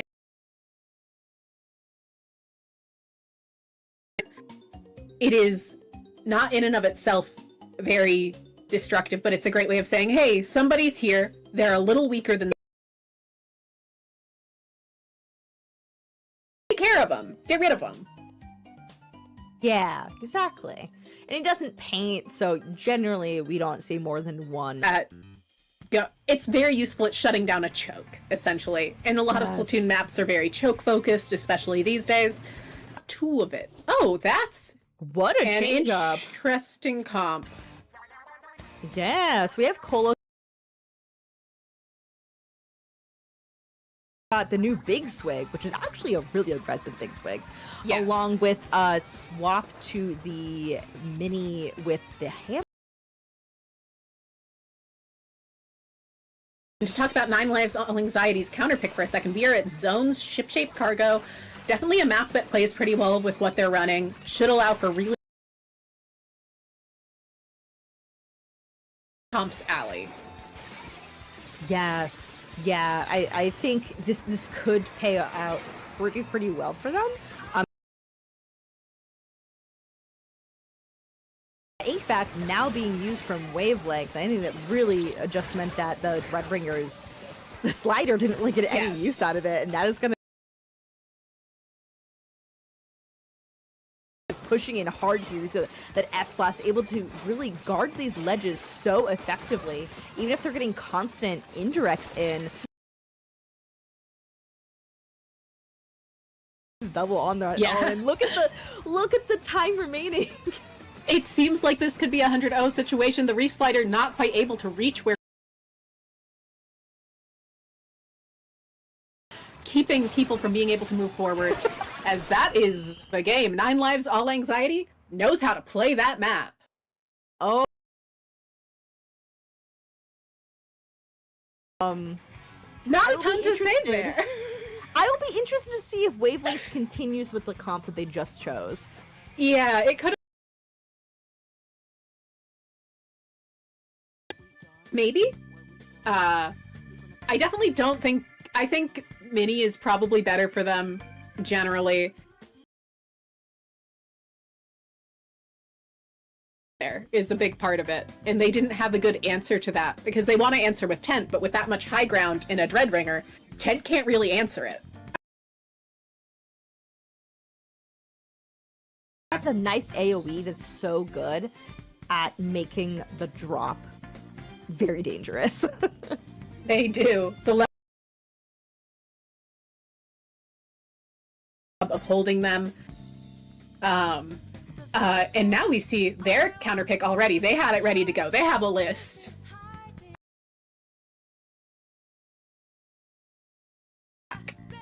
We're bringing it back to Humpback Rainmaker.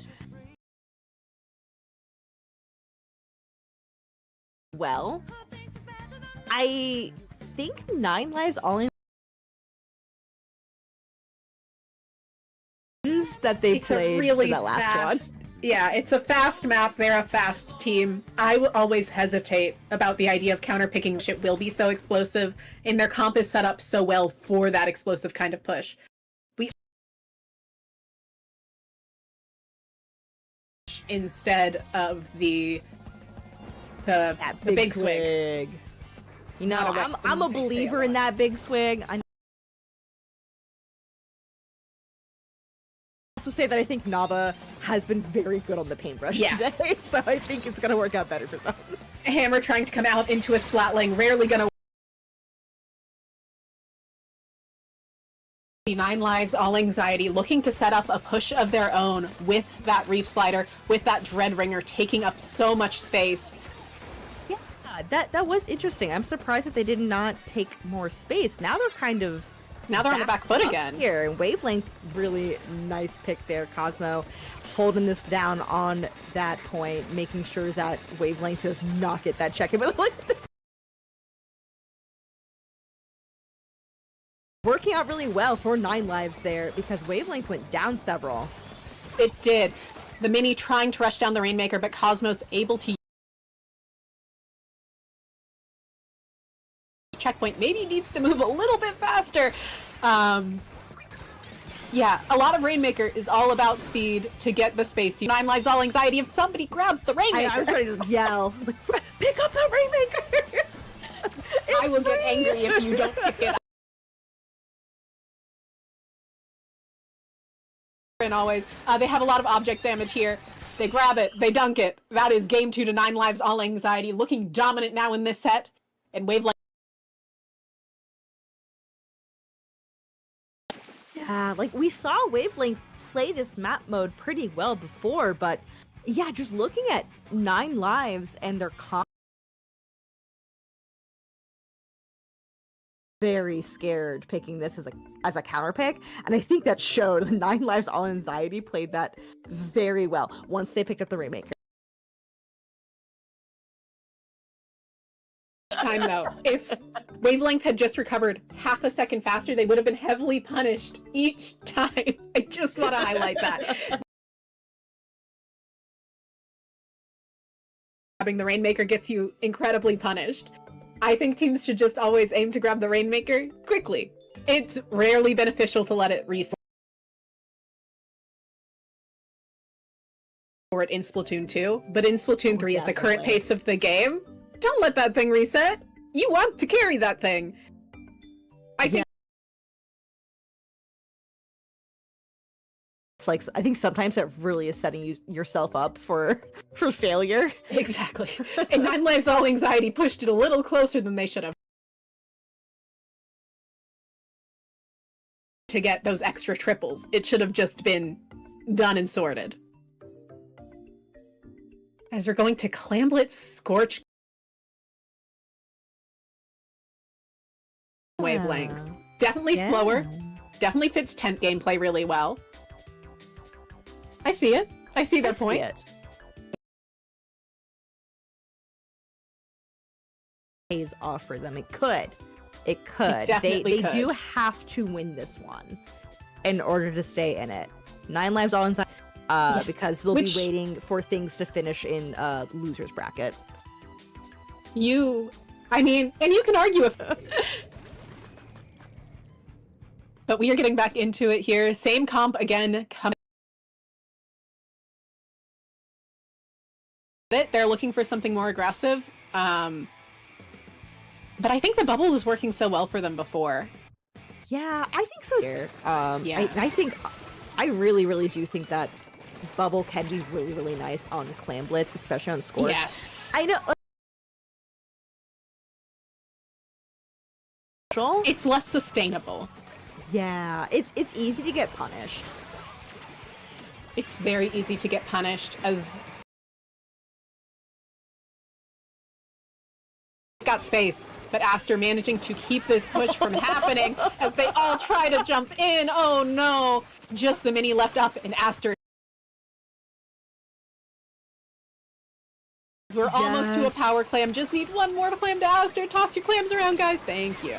There we go. Yes, you definitely want to see that. Earlier, which I think Wavelength just got over eager, and they got super punished for it, and it absolutely just created an opportunity for starting push. It looks like it is going to stop there for them. They have plenty of time to score more points. You definitely want to make sure you do a push of below 60 on a first push, so happy to see that they managed to pull that off as Kolos tries to move forward, able to find the pick and stay alive just barely, but force that point game where they already have a solid lead. They do.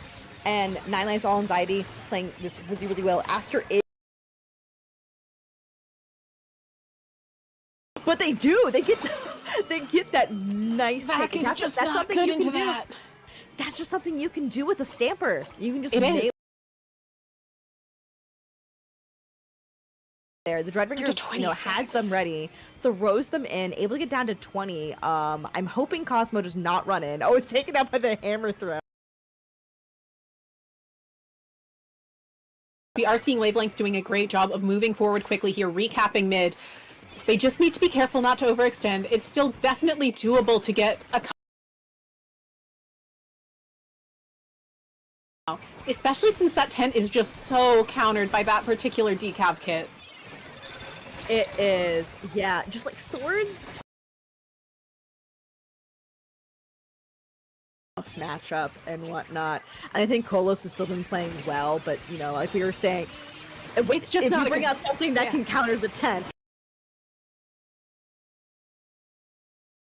Game 9 lives, all anxiety, losing that first game, but taking the rest in their sleep. I guess they just need to work on Mako zones to really get it locked down.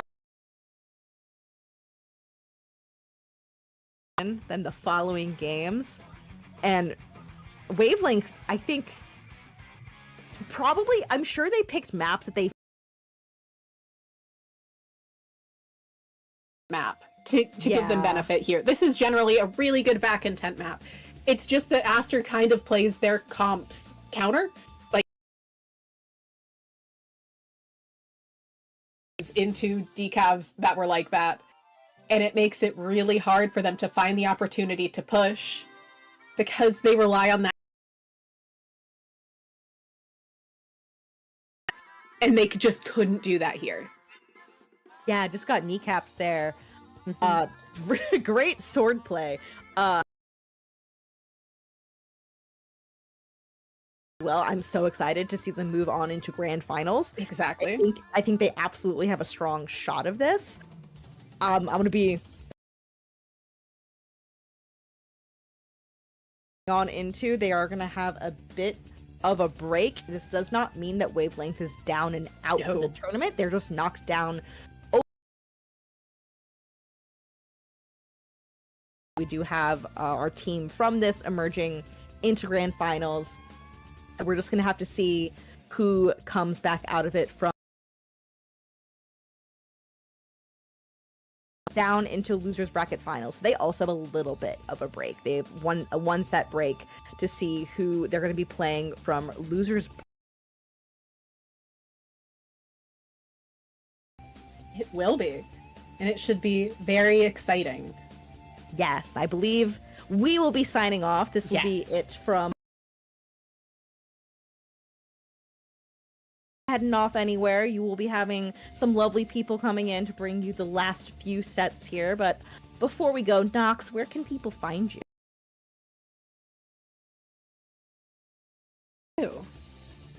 And where can they find you? You can find me at YouTube, Twitch, Blue Sky, Instagram, various places. That'll be it from us. Stay tuned in for Popgun and Grace coming on the mic next.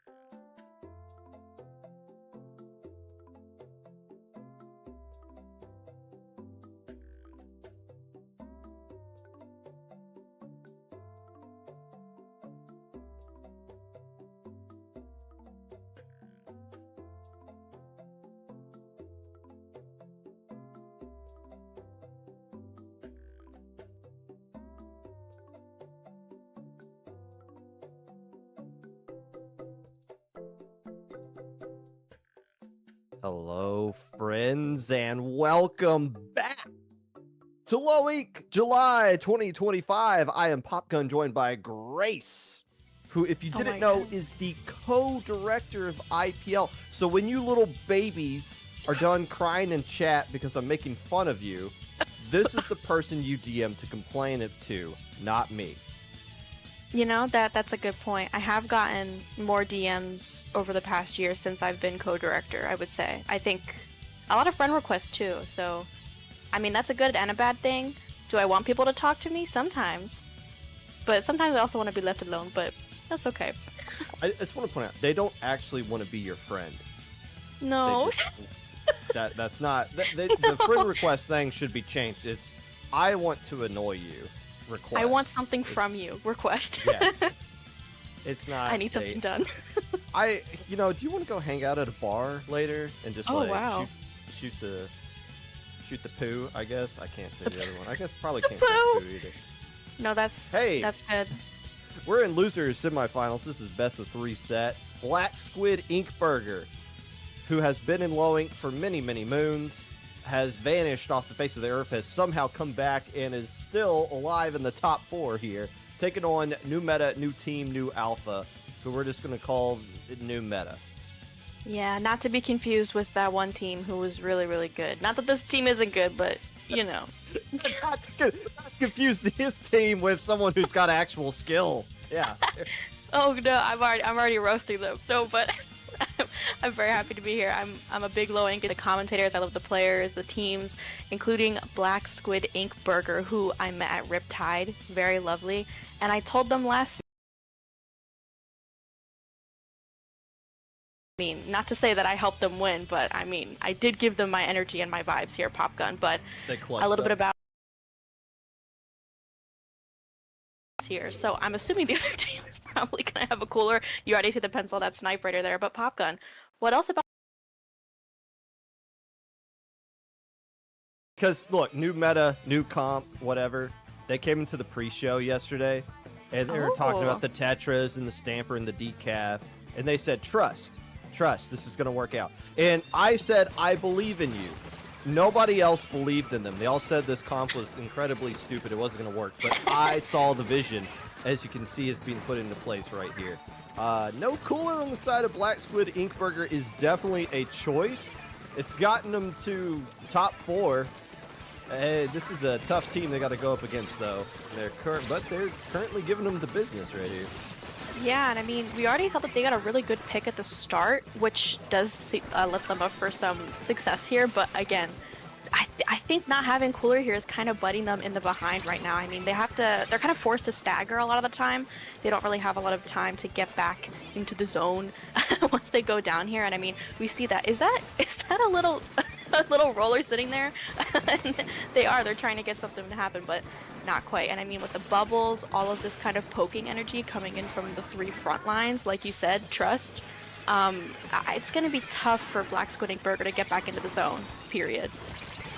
Well, you got a lot of slaying capability here for the Black Squid Ink Burger. If you're not going to run cooler, you basically just have to not die, which is, you know, good strategy no matter what kind of comp that you're using right here. But so far, new meta doing a pretty decent job of trying to attack zone, getting a lot of splats, and yes, it is helpful knowing that their players aren't going to immediately come back.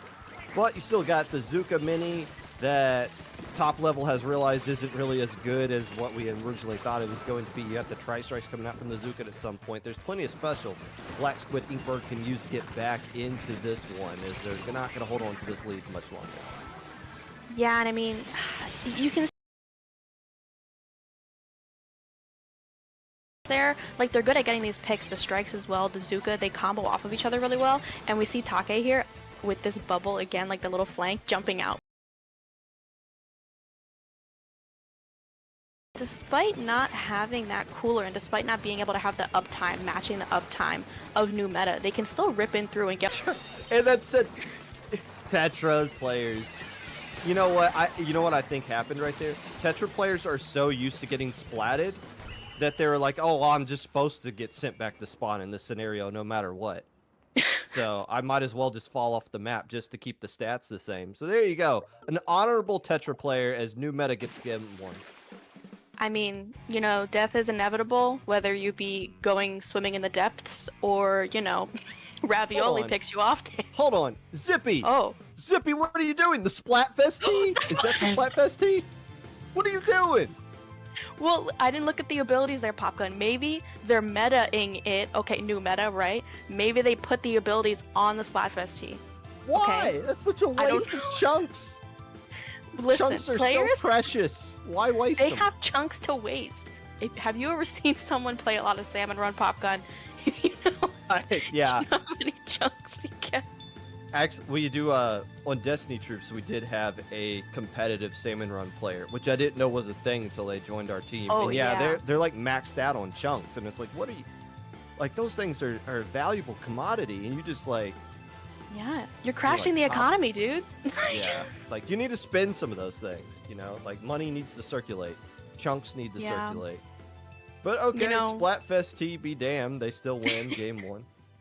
All right. And looking at this counter pick, Popgun, I forgot to air out Black Squid Ink Burger's dirty laundry. I was stalking Oh. their losers run on their stream.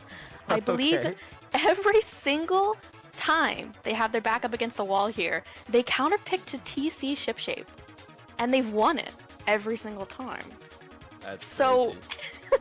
if new meta's listening to us right now, they're probably like, well, I'll just like pop a crab or something. And it's like, yeah, sure. But these burgers, they know this map mode like the back of their hand. I mean, I've seen them come back from like crazy like pushes into their spawn. They get locked out and they just come right back in. So, I mean, I'm looking for a good show here. I'm expecting it. Harry in chat, it's just 10 chunks. It's not that deep. You're the kind of person who would drop a Benjamin on the side of the road and just be like, wow. it's too much of an effort to go pick that up. Whoa. That's just the vibes I'm kind of getting from right there. Chunks are valuable, and so is this counter pick apparently for the black. To one of them at Riptide because I believe their captain was there. I talked to them for a little bit. They're really cool. Yes, they're very sweet. They have merch, their Ludi Tonight sets, and I was like, oh my gosh, like I was happy to see them. You know when like you fangirl and you're like, oh my god, it's you, and they're like, oh my. Hey, you actually exist. You're real? Double sword. One is the toothbrush. One, I believe, is some sort of chainsaw thing. I'm not really sure what the. Oh, though I know what the stamper's supposed to be. It's Oh, like yeah. an actual stamp for like a mail kind of thing. They get the Booyah Bomb variant coming out here with new meta right now, but their toothbrushes got a 3 trip back to spawn as the Black Squid Ink Burgers. Well, they're looking Yep. pretty solid right now. All right. Listen, I'm telling you, like the back of their hand here already, and I already know that Take is gonna be there being a little ledge demon trying to get some work done in mid. Yep, they're gonna want to come back up, shark up, get more picks as well. And Ravioli here with Mad Oh, yeah. Side comboing together, being able to keep this tower moving. And I mean, Booyah Bomb, sure, like they're gonna get their shot's gonna go down as well, but the tower's still moving like butter. Yeah, I saw the roller way extended up top there. Normally you kind of move with the tower to each checkpoint. You're not really starting to spawn camp while your player's falling asleep on the first checkpoint there, but still, damage done. Black Squid Ink Burgers get to 38 remaining in the first minute. Of course, it is tower control ship shape, so who really cares? This is one of those maps where there is no such thing as the lead until the clock hits 0 or somebody gets a KO. So there's plenty of time for new meta to get back into this one as they're trying to do just that. Can we get a zoom in on Zippy real quick? By the way, shout out to our streamers, Sam. Is that a Splatfest tee? No, they're not wearing the Splatfest tee this time around. They went to the changing booth and put on some actual clothes. How about it? Maybe it hit them when they had that little victory pose. They were like, this is really embarrassing. Why am I pink? I'm normally wearing a white shirt. Yeah, and now everyone knows what team I picked, and that could even be even more humiliating than. Oh yeah, there's gonna be some casuals in chat like supporting big man. Whatever. Here we go. Here we go. Listen. New meta push coming. Yeah, and I mean, talking about new meta, I think being able to pick up that the chainsaw with the Booyah Bomb, like you said, they're holding it. Oh, they're holding it. but it just makes such a big difference here because like you already know Stamper's so good at poking and prodding, and it's really good at getting that chip, like skirmishing a little bit as well. But the Booyah Bomb just opens so much up as well here, and Zippy here is like, Grace, I want you to talk about me, not the other sword. I want you to talk about me here. And they're just gonna ravage straight through the burgers here. And I mean, now their backs are against the wall here. They have to go top left. They have to pinch them. But with the Booyah Bombs coming out, I mean, they're just gonna take the lead right away. Ravioli, ravioli, save the checkpoint-ioli, as they're able to do with the strip strikes. At least momentarily, this checkpoint's probably going to fall right now, as that mini Splatling is getting it from 3 different angles right there. Finally gets poked down, and that is going to be the checkpoint for sure. The question is it going to be the KO, and is this going to be the end for Black Squid Inkburger's run? As soon as Grace finally starts commentating them, they lose immediately on the map. They've been winning all day long. There can only be one common denominator, and that is you. It is. It's all my fault. If Nox and Rose were here, it would have been over. I mean, it stings, but again, like, the burgers, do not lose hope. Keep playing Low Ink. We miss you. I'm, like, reaching my hands out right now to the void. They had a really great run in losers here. I mean, they knocked out This Is Fine Pop Gun, which is nuts. But, I mean, again, huge kudos to them, but still, new meta, new team, new alphas, new blood on their hands because they murdered the burgers. new burger blood? Yeah. New burger blood. Yeah, new raw burger cooked. Blood on their hands. Yeah. What a bloody Low Ink we got going on here. Hey, who knocked out new meta, wait, it was the team that's in winners finals. Grand finals. Night Lives, All Anxiety.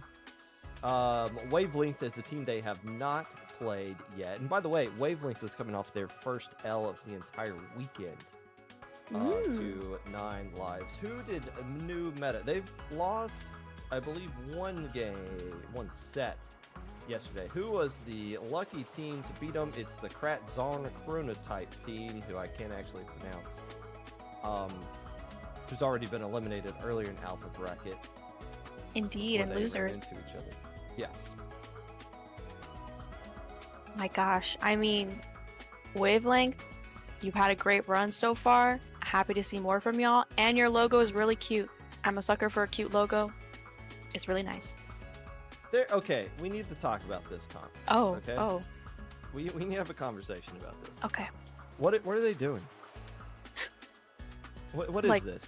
Tent? Like, it's vanilla tent, vanilla mini. They used Big Swig at one point, which I'm pretty sure is like one of those things where you accidentally pick it, and then like you already hit the check mark, and you're like, how do I uncheck? So like I think they did that on accident. I think they got dapples in there. Like, what is going on here? I am fully aware that this is Low Ink, and this is a skill cap tournament, so you are at liberty to do things off meta, and you find a lot of players in Low Ink who main one weapon specifically, and they get really, really good at that one in particular weapon, and it allows them to overcome the weaknesses that come along with that weapon. But this is just total goofiness that's coming out from Wavelength, and they're guaranteed to make podium at worst now with this comp they've been using. Paintbrush as well. They're not even using the Zuka paintbrush. They're using the one with arguably the worst special in the game, Wavebreaker. I can't argue against any of that. But I did try to defend them in the chat earlier. I said you just don't see the vision. Do I see the vision? Maybe not. No. But I gotta give them kudos, because you're right. I mean, they're at least walking out of here with a bronze medal. So clearly that paintbrush is cooking. Clearly the Big Swig. There's something going on there. I'll say vanilla tint, as much as it isn't used over the tint that's got the Zuka, V tint, if you really work around it, and teams aren't really used to going up against vacuum because they don't see it that much, it has a lot of really niche and valuable ways that it can be used that other teams just kind of aren't used to dealing with. Especially in things like Rainmaker, especially in like final pushes for tower control. It can just kind of suck up all the other specials. I think it does eat Booyah Bomb as well, amongst other things. So Yeah, like I can see how when you're used to fighting against one specific comp, and then Wavelengths throws something you're not used to. It could take you a little bit of time to kind of catch up to what it is that they're trying to do. And the good news for new meta is that this is a best of 5 set that they're going to be playing in, so they'll have plenty of time to get this one figured out. Because I trust that they will. That's good. We have to see the vision. We have to see it through. I mean, I'm just thinking about how that's gonna go up against new meta though. Like, thinking about the swords, the Tetra who loves to jump off the edge of the map. Like, that's gonna be really tough. And I forget if Wavelength runs cooler. I'm assuming they do. But I mean, I don't know. That's just gonna be really, really tough. No, they don't. No, they well, don't. they could. Well, I mean, from what we saw in the last set, they ran Tint, they ran Vanilla Mini with the hammer, Paintbrush, and the Dapple Reef Slider Dapple. They could do the other Dapple. They could. They could. I mean, they could also, like do Splatter Shot and bucket and slash and all that stuff. But you'll see plenty of that in Splat World Series next weekend. We're here for the nonsense, and game 1's going to be Splat Zones at Shipshape. I mean, speaking about nonsense, do you know how many times I've seen the zones flip because of a Reef Slider? 50-11, probably, and that's on the low end. So, I mean, everyone and their mother probably has a dread in their back pocket. I call it the Pro Chara effect. I mean, I wouldn't be surprised if we saw multiple on both teams. Listen, I mean, it's just always a pick for... that you use Reef Slider of some sort. And then once you get banned from low ink, you never touch it again because mid-level shows you how it can be defeated. Many that they are using right now, they being Wavelength, coming in from the winners finals that they just lost, their first set that they lost all weekend long. No other surprises, believe it or not, with the comp that they're bringing out right there. And new meta doing the same old thing they've been doing so far. And right now it seems to be Wavelength getting the opening punch landed into the face of new meta. Yeah, I mean, I just saw a member that the Dapples were already in the spawn camping them. I mean, we saw that from the burgers earlier. New meta's probably, they're tired of it already. Ship-shape twice in a row, like, I'd be so tired of it. And I mean, talking about lockouts, they're really, really forced back here. They're kind of playing around the cooler. They're trying to go to this little bottom left area, but they're just getting eaten alive. Like, they're getting pinched like crazy.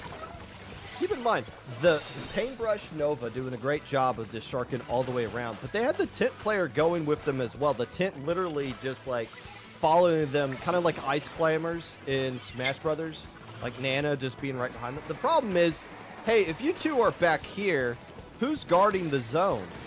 Oh, just the mini? Okay, well, I'm just going to go deal with that then. And they're able to easily just kind of collapse onto the zone and flip it back into their favor. Still Wavelength holding on to the lead right here, and they're able to get rid of the Tetras. But they're going to have to make sure, yes, keep the pressure on, but don't overexpend too much because new meta is just going to collapse on the zone and take it for free.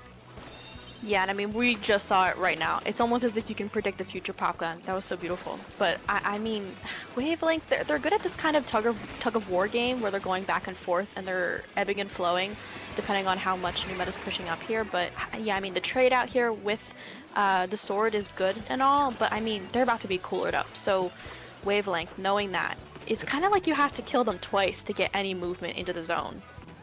Another Splatfest T on the Stamper player, a different player from new meta yet again. Lead continued. There comes the vacuum shot onto the zone, so that's going to flip it into Wavelength's favor, who lost control of the lead to new meta now, so it's going to be up to Wavelength to get back in control of this thing. But trades aren't always going to work out to the team who has control of the zone, and right now that is going to be Wavelength, who is, well, ability points are gone. Let's see here. The Scamper's fighting for all their life, but it's doing a good job of Wavelength providing jumps for everybody right there. That trade is going to work out because it's going to allow the jump to land in here. So this will be lead going back into Wavelength's favor. The question is how much longer they can hold on to the zone. Now with that Reef Slider coming out, definitely not. Oh, it didn't cap though. They failed. They failed at the instant cap there. They failed! And they're stuck in the corner, and their friend is also about to get murdered by Zappy there. I mean, the Booyah Bomb helps kind of stall it out like a little bit here, but the Stamp is getting cornered, the Paintbrush getting a lot of value here, and they can't get into the zone. They're flooding in through mid, trying to get something. The Cooler's gonna pop for some reason, and they're trying so hard to fight over the zone, and they actually managed to get it here. So new meta, they're like, guys, trust, we promise. Just, we'll get you in the second half, and getting a wipe to top it off. And now that they got that cooler, they can start, if they get splatted, they can jump right back into their pencil that should be providing jumps for them, especially along that left side. So this is a great lockout opportunity, but here comes that is being deployed as well. But here comes the Reef Slider on the backside. Not going to be enough to stall things out. The Wavelength able to throw their specials onto the zone. And like you said, Grace, with the tug-of-war situation, that's really all Wavelength has to do here for the next minute. They don't have to get the KO. They got a lot of pilling points they're going to have to do to accomplish that. They just got to settle for trades, get one splat at a time, and it's going to be enough to bleed time off the clock. Oof, and again, Paintbrush. There's something going on here that I'm not picking up on here. Ending it with a triple does get taken out, but still, I mean, they're going to be 3 down in the zone. Just going to do that Reef Slider to cap it for good measure. But again, we've seen Wavelength come back from this. They're going to try to lock them out here on the side of new meta, but I mean, the back is already online again. Yeah. They're probably just going to do the same thing again. That Tetris needs to push up now and make sure that vacuum doesn't get up there. I mean, you might as well. You're a Tetra player. You can come right back in, and now all 3 of your players are gone. That's going to essentially be game unless they can find ways to get some jumps back in here, which they do. Tetra's still alive. They got some soda to work with. Can they get some splats there? Goes the Paintbrush. They're collapsing onto the zone. Gets a splat onto the zone, so there's going to be at least overtime here. But again, they're going to have to find ways. Well, first off, they got to find ways to survive this counter push. This is going right here. Nice flat right there by Zippy. Nice double by Zippy, actually. Hello. Doing enough to keep their teammates alive. That is a wipeout. But now you got to take the fight to them. Actually, no, I don't think you do. I don't think they have enough time to get any specials coming up here. I think they're just going to have to collapse into the zone. Perfect Booyah Bomb by new meta. And now it's just up to Nava with a Reef Slider coming in from the backside. And it's still not enough right there. New meta hangs on. I was having heart palpitations. That was crazy. Oh my gosh, Wavelength must be kicking themselves right now for not KOing. Oh, that is so tough. But the Reef Slider still managing to get so close to reversing that zone over into their favor. Whew. But I mean, I don't know. Like something strange happened. Something was amuck towards the end there with Wavelength. It was kind of like they lost their tempo, like they lost the ebb and flow that they were doing so well with. I mean, the pencil there, they were in mid, they got those jumps, but they did that earlier, and Wavelength wasn't able to respond quick enough, and they weren't able to get them out to where they could actually get a firm hold on the zone and actually KO there. But still, good game, good, even more blood. New meta, new team, new alphas, new blood. Same old blood being spilled. Welcome to IPL, by the way. Wow. So counter pick coming out here. What a fantastic game one. Good job, everybody. Pats on the backs all around for that one. And the counter pick is coming in. It's going to be Clam Blitz at Crab Leg Capital. I quite often call that Crab Leg Crapital, which I guess is still a fair name for that map. Oh, it is. But we're going to Clam Blitz here. This is Wavelength's counter pick. Makes sense if you're going to have a tent that can use vacuum against the enemy base, so be it. But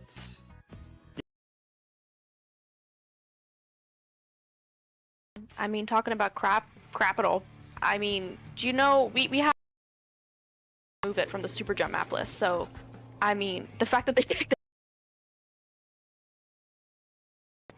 lots of people have their niches, and especially again going in with their new meta, their lovely comp that they love so much. And I don't think Wavelength changed up their comp either here. They're just going for it.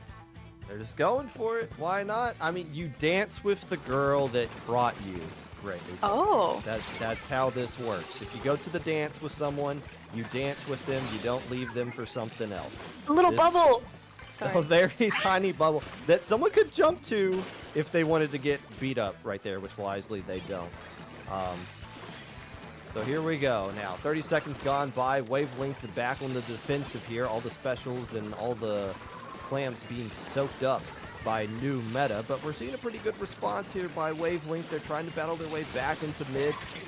Took a couple of players right there. That Reef slider didn't really slide at all, but it did Reef, at least to get a splat on somebody. Yeah, and I mean, being 2 down, very, very smart bubble spot though, being able to kind of hold this. Oh, I was gonna say, as I say that, they let somebody get in, but they didn't. I mean, but still, they have another Reef slider online, and we know that they love to Reef slide into peeps here. And interesting Reef slide. What? Wait, what? Where? Wait, Whoa. I'm seeing visions. Fuck. I would like to point out that what you see in Spec Cam is not always true to what is going on in actuality. That is certainly the case right there, as the Reslider clearly went up on the plat. Anyways, 51 points scored by new meta. You got the Tetris stuck in Toxic Mist. They're going to jump out. They say no, thank you. But how is Wavelength going to get back into control of mid? They're really struggling to get these splats right here without them being trades. They need to start working together. They need to find ways to get these bubbles in good spots. Yeah, you get to pop the bubble right there. The decaf doesn't care. The decaf's going to come into your house and just take a fight with you. But somehow Wavelength scores out of all that. But why? Are they going to get any value out of this push? Maybe they're getting 3 splats right here. Booyah Bomb getting wasted to slow things down. This might be lead for Wavelength. I mean, I think that's like 2 clams. I can't do math very well, Popgun. It's really embarrassing. Yeah, they did. It was 2 clams. Haha. But I mean, sure, they get the lead by 1 point here. But I mean, yep, they just completely wipe out Wavelength. And they're rushing back into mid here. 2 of their swords already have enough kind of here to make a power clam if they just kind of throw it to each other. But the bubble, Zippy's sitting here. Hi, Zippy. They're waiting for that tent shield. They don't want to re-slide into it again. And they just completely bypass all of the members here. They're going to bubble under the basket. And they turn back to try to get them out here. But the swords are just following up off of each other here. And they're gonna score. They're going to get in a power clam. The worst thing you can do in Clam Blitz is get wiped during a push. And that's exactly what new meta needs to be worried of right now, because that's essentially a delayed wipe. New meta wiped out Wavelength, who got a little bit greedy on their push. You got lead, start backing up and controlling mid, but when you overextend and you lose all of your players, all of a sudden the other team gets control mid. They get all the clams that are waiting right there. They get to build up all their specials, and they got a huge opportunity to get a push right now. Wavelength not going to capitalize off of that, though. 3 players going down. Nava not going to survive that, jumping down into a mosh pit of new meta players, and now they're looking for the KO. Yeah, and I mean, they have a good hold of mid right now. I mean, like the tent's down, that's a lot of the pushing power there. Well, I actually lied, Popgun. I did just lie to your face, because they just retook mid right back, but Zippy does not care. These swords, they will just sit turned around yet.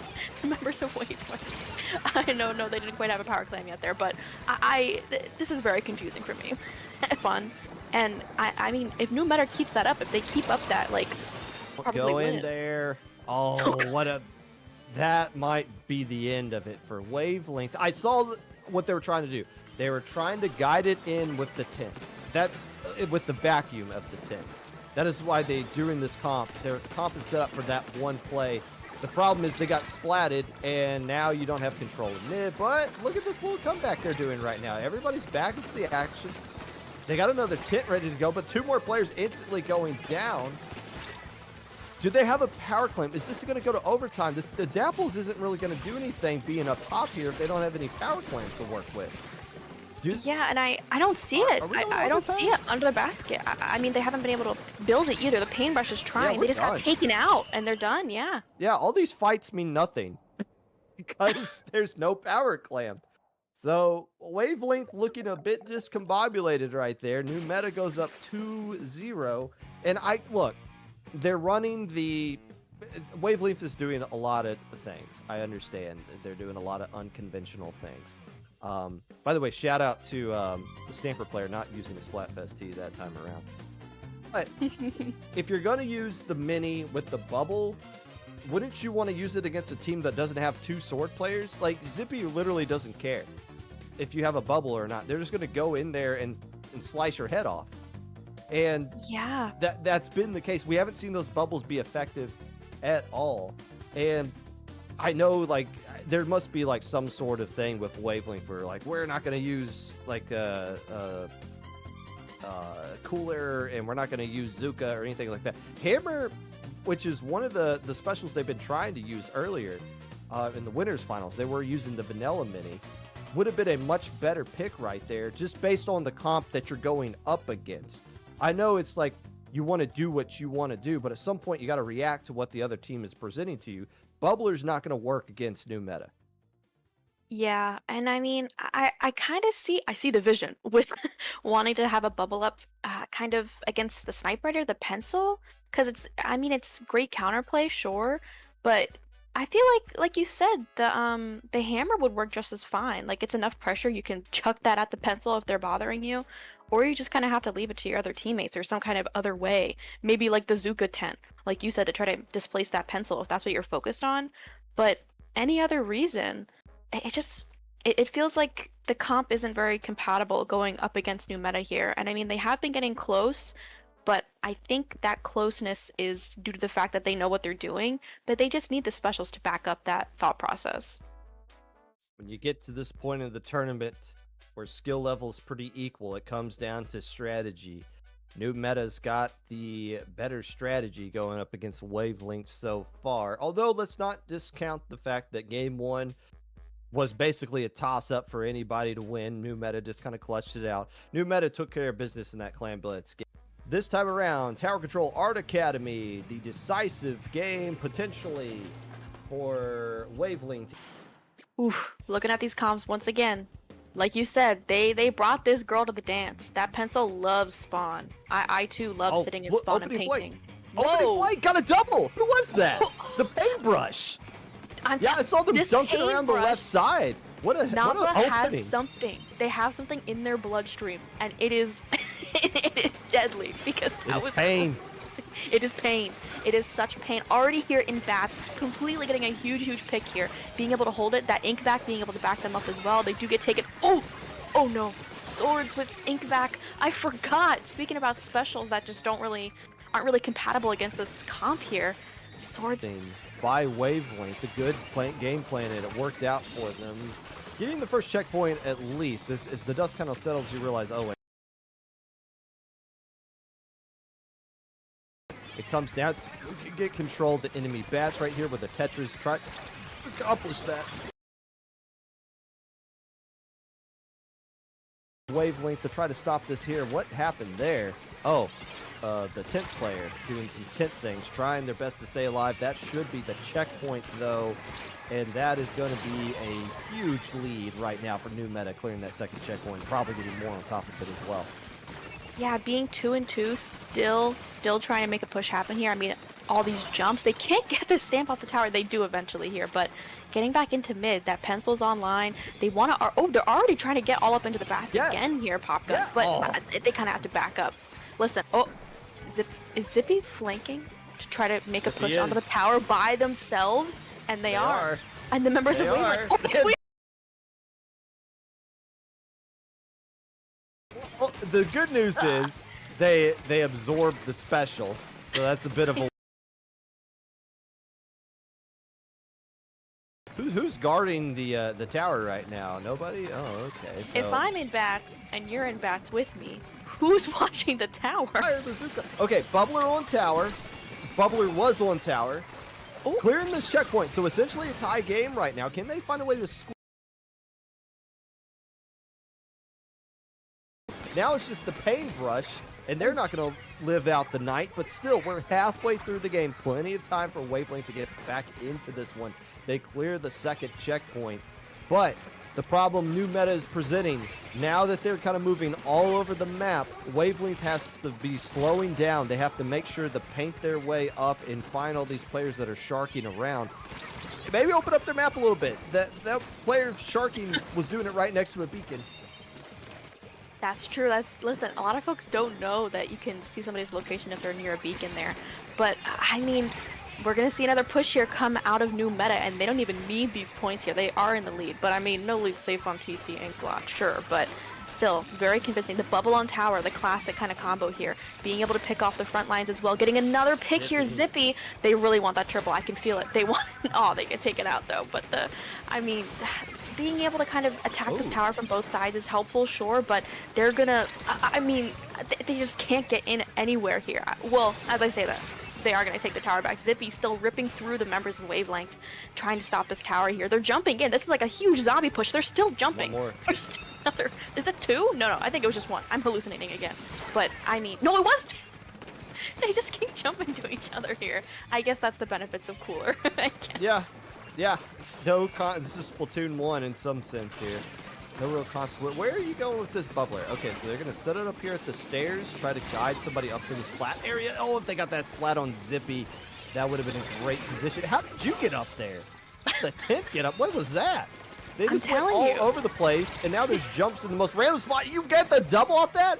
Zappy, what is going on right here? Looney Tunes. Meanwhile, the towers go in the complete opposite direction with more and more players jumping in out of airplanes. They just miswaved them. The tower is on the Wavelength side of the map, and their Tetras the Dapples this way them on the other team's backs. I'm losing my mind here, but the tower is going. Carlos is probably like, y'all, there's somebody behind me. Somebody take care of them though, and I think they traded out here at least. But the back, I mean, they're just gonna drop on top of them, and they just do. Both of the swords, they do get taken out there, but still Popgun.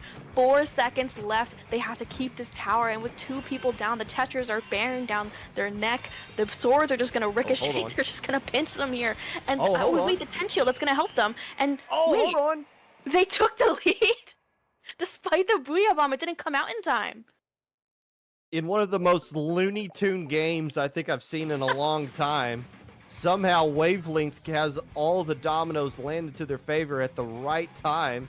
With 2 Splatfest tees on, they finally do. Look, they're doing a little wave. They're doing a little Wavelength dance there. Oh, and they're finally on the same get to see team. that on stream. Same Splatfest team. They fist bumped. They're waving us away. I mean, I'm so glad it worked out for them. But switch off those Splatfest tees. Come on. I think, well, they're not using the ability doubler, so it could just be like that's just what they want to do. And so the chunks. I mean, could be. Chunk economy. Yeah, chunk economy be damned. They get a win right here. They stop the bleeding. I believe they've lost 5 straight games. I think they lost 3 in a row in winners finals to close that one out. So finally, it wasn't easy by any stretch of the imagination. But they find a way to get a win. The problem is now new meta gets 2 counter picks in a row. And the only thing they can't do is clam blitz. They can go back to splat zones because it's not their most recent victory. So the roof is the sky, which is the limit here for new meta as far as what their counter picks are going to be. Yeah, I mean, I'm just thinking about that. If I were them, I might go back to zones. They did see a lot of success there. Like we said, that first game was a huge toss-up. Either of them could have won there. I wouldn't be surprised if they tried to go something better for tent or something. Or maybe something they're more comfortable on here. Oh, yeah. Worse yeah, for tent. That's essentially what you want to do. You want to find something that is not going to be like tent favored, I guess. And I wouldn't really want to do Rainmaker against like a vacuum, like a good tent vacuum player either. Even though they're not going to have like they're going to have a beacon instead of like a bomb they can throw at a shield, but still, I'd rather not do Rainmaker. So yeah, I think. Well, I don't know. I don't know what the map list is. I don't pay attention to that anymore. Whose tournament is this, anyways? Yeah, I don't know, man. I just work here. I would go splat zones. I would not go Mahi. Yeah, no. I don't know. I don't know what I would do. Maybe a Mako Mart is what I'd pick. I was gonna say Mako Mart for the ledges for both of their swords. That kind of makes sense to me there, but I would see why you wouldn't want to. That's what I would do. Yeah, And Yeah. it's kind of tough picking map modes that a lot of people are comfortable with. I mean, we didn't even talk about the fact that TC Inkblot is everyone's mom and your favorite counter pick. Everyone is always counter picking TC Inkblot. Talking about my mom a lot lately on this set. What's up with that? Splat zones Listen. Umami. That's illegal. Okay, I'm surprised by that.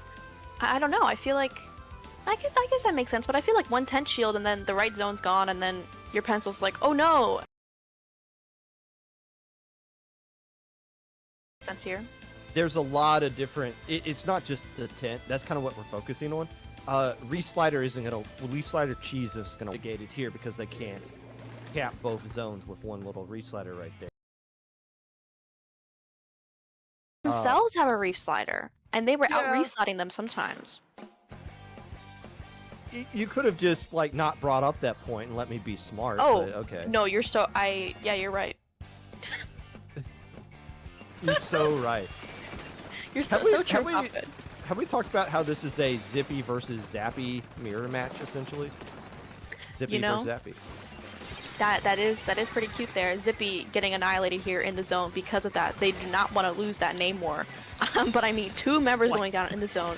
Oh, unfortunately, the Booyah Bomb's coming out already here on the side of that bubble, which that like mitigated it completely. It didn't do a lot.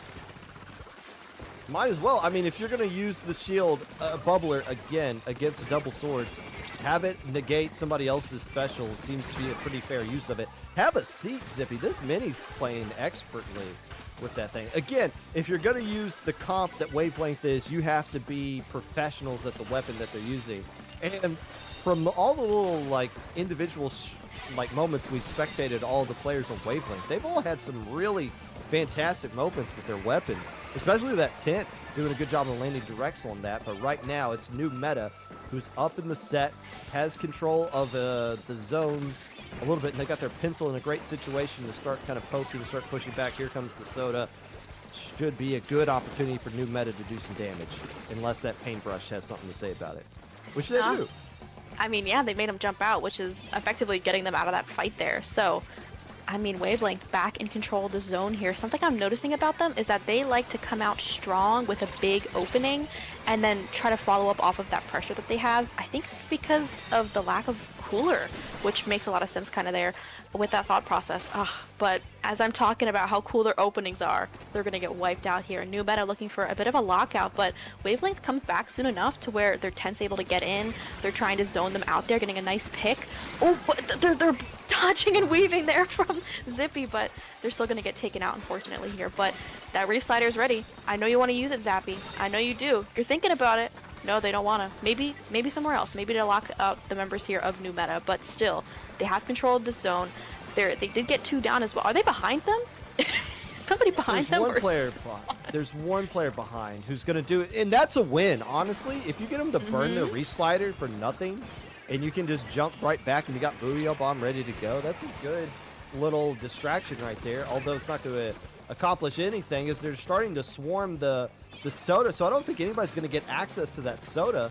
The Tetra player is getting sharked out right in here. Oh, wins the fight, and they have Reef Slider to work with. So now, as much as I said you can't cap with Reef Slider, you can at least stall out one zone, and they're going to have a great opportunity that, oh, the little away, no! You're jumping to me, but I'm jumping out. That is never something you want to see.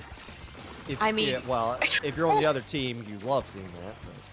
Zappy apparently loves to see that, though. Honestly, maybe that was an on-purpose bait and switch there with the effect of that flank that Zappy had there. That Reef Slider not able to get any picks as well here with the help of that bubble, too. But Nava, I mean, with this paintbrush, they're cleaning it up. The Wave Breaker as well, going to be able to push up here with the tent, which is a good combo, honestly. Like, you can't really jump, you can't really move.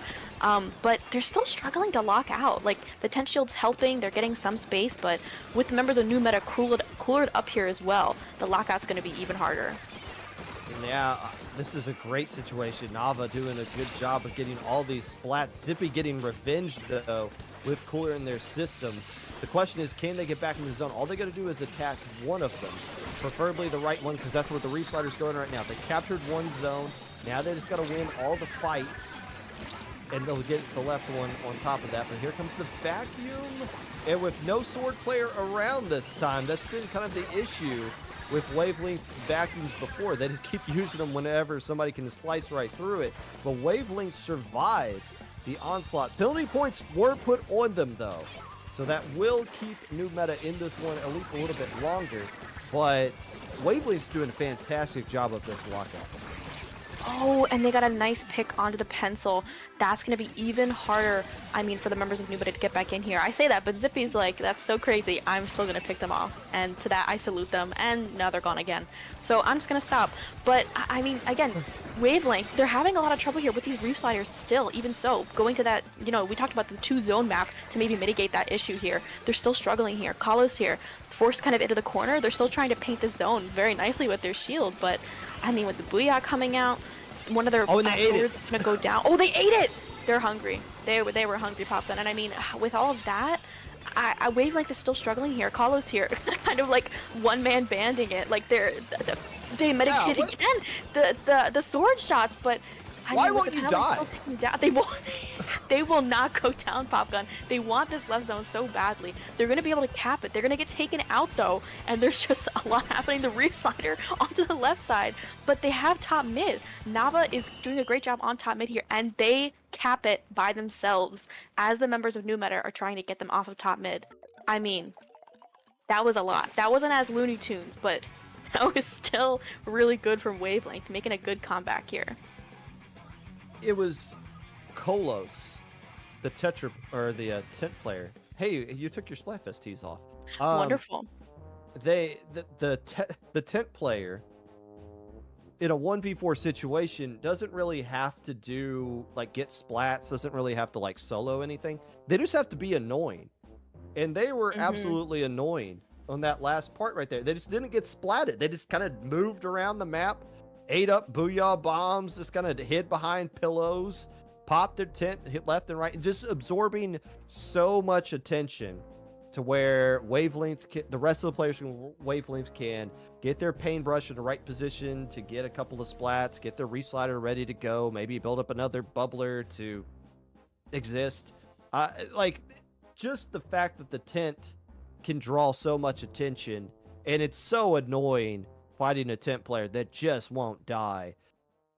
Wavelength doing a fantastic job. I mean, Wavelength just kind of dominated the last half of that game. Once they set up shop in the enemy base, it was just a matter of time of, okay, when is the timer going to run out so that this game can just move on to a game 5? Yeah, talk about maintaining the enemy's attention. Stop. And pressure. But I mean, it was great there. And like you said, every time they popped that ink vac, I felt like there was no swords. I felt like they ate a booyah bomb. They used the bubble to stop that other booyah bomb. Like they're cooking. They're like, I know they're comp. I know what they're trying to do. They're not going to waver from it, and neither are we. So we might as well play into what we can do to counterplay them here, which they are doing pretty well. But I mean, depending on this next counter pick, I don't know if they're going to be able to keep it up here. Like if it's something crazy like Brainmaker, I mean, that's just going to be tough. It looks like the paintbrush is in chat. Nava asking who TF is this feeding as paintbrush. That is a great question. How come you didn't ask that in game 1 and 2? But now you're asking it now. Hopefully that is not going to come back and bite you. But the paintbrush has been played expertly. The opening with tower control, finding ways to get in splats. It just seems like Wavelength is on... Oh, gosh, I'll say it. They're on the same wavelength. Whoa. They're playing together fantastically. Unless they're not. But here we go. I'm just assuming tower control is going to be the counter pick here. But yeah, I don't want to do Rainmaker. I don't want to do that. But I'm also not new meta, new team, new alphas. They are, so they get to make the counter pick. And maybe we'll see. I think you're right on the tower control pick. I mean, it's kind of hard to say though, but I mean, but tent on tower control is tough to go up against. I mean, swords are great and all on a bunch of ledges. There's a lot of maps that they could use to kind of abuse that advantage, but they're really pondering this Popgun. Maybe they're listening. Maybe they're like, oh, I'm waiting for them to throw out a good. And they have it all up. These things go on too long. Come on now. Let's stop the pondering and let's get the pick in and let's get this show on the road. No way. So we're Splat zones on Hagglefish Market. Okay. Okay. Okay. Good for those sword flanks all the time. Great for pencil. Great for Reef Slider shenanigans if they want to out. They want to out Reef Slider them. I like how you knock over the boxes. I think that's really cute. I don't think that played a factor in their counter picking, and No. that's honestly why they're in low ink, because they should consider that. Yeah. Hagglefish Market does have. It reminds me of I think it was the Reef in Splatoon 2. They had to attack them, but they would always fly off and stuff. So it's like, man, this sucks. Anyways, game 5. Yeah. Oh No yeah, no way. pencil. So edit instead of pencil. I'm so interested in that. I wonder if they felt like they weren't being mobile enough or something, or maybe they just weren't. They felt like they weren't getting enough value with their reticle. That's so interesting. I haven't seen them play it. As a Splatling player myself, Yes. I really don't care if somebody's using a brush because Splatlings just kind of mow that down. So maybe that's just more so, hey, I'm having a lot of difficulty getting splats on some of these players, especially dualies too. Like Splatling does a lot better against these quick little like weapons like a brush and a dualie. So maybe that's what they're thinking it is. Yeah, no, kinda I help think out you're on the correct. And especially because we've been seeing Nava kind of get all of these front lines. We just saw them get another double here in the zone. They probably communicated that, and they were like, man, this brush is tearing us apart. What do we do? And they were like, oh, I'll switch to edit. I think you're totally right there. And I mean, it's proving to be pretty good for them here. I mean, the ink back's going to come out, sure, but there's there's a sword here trying to get them. They're trying to pinch them, but they can't quite get the kill yet. And nope, that back shot. They were like, I want that pen obliterated. And they did.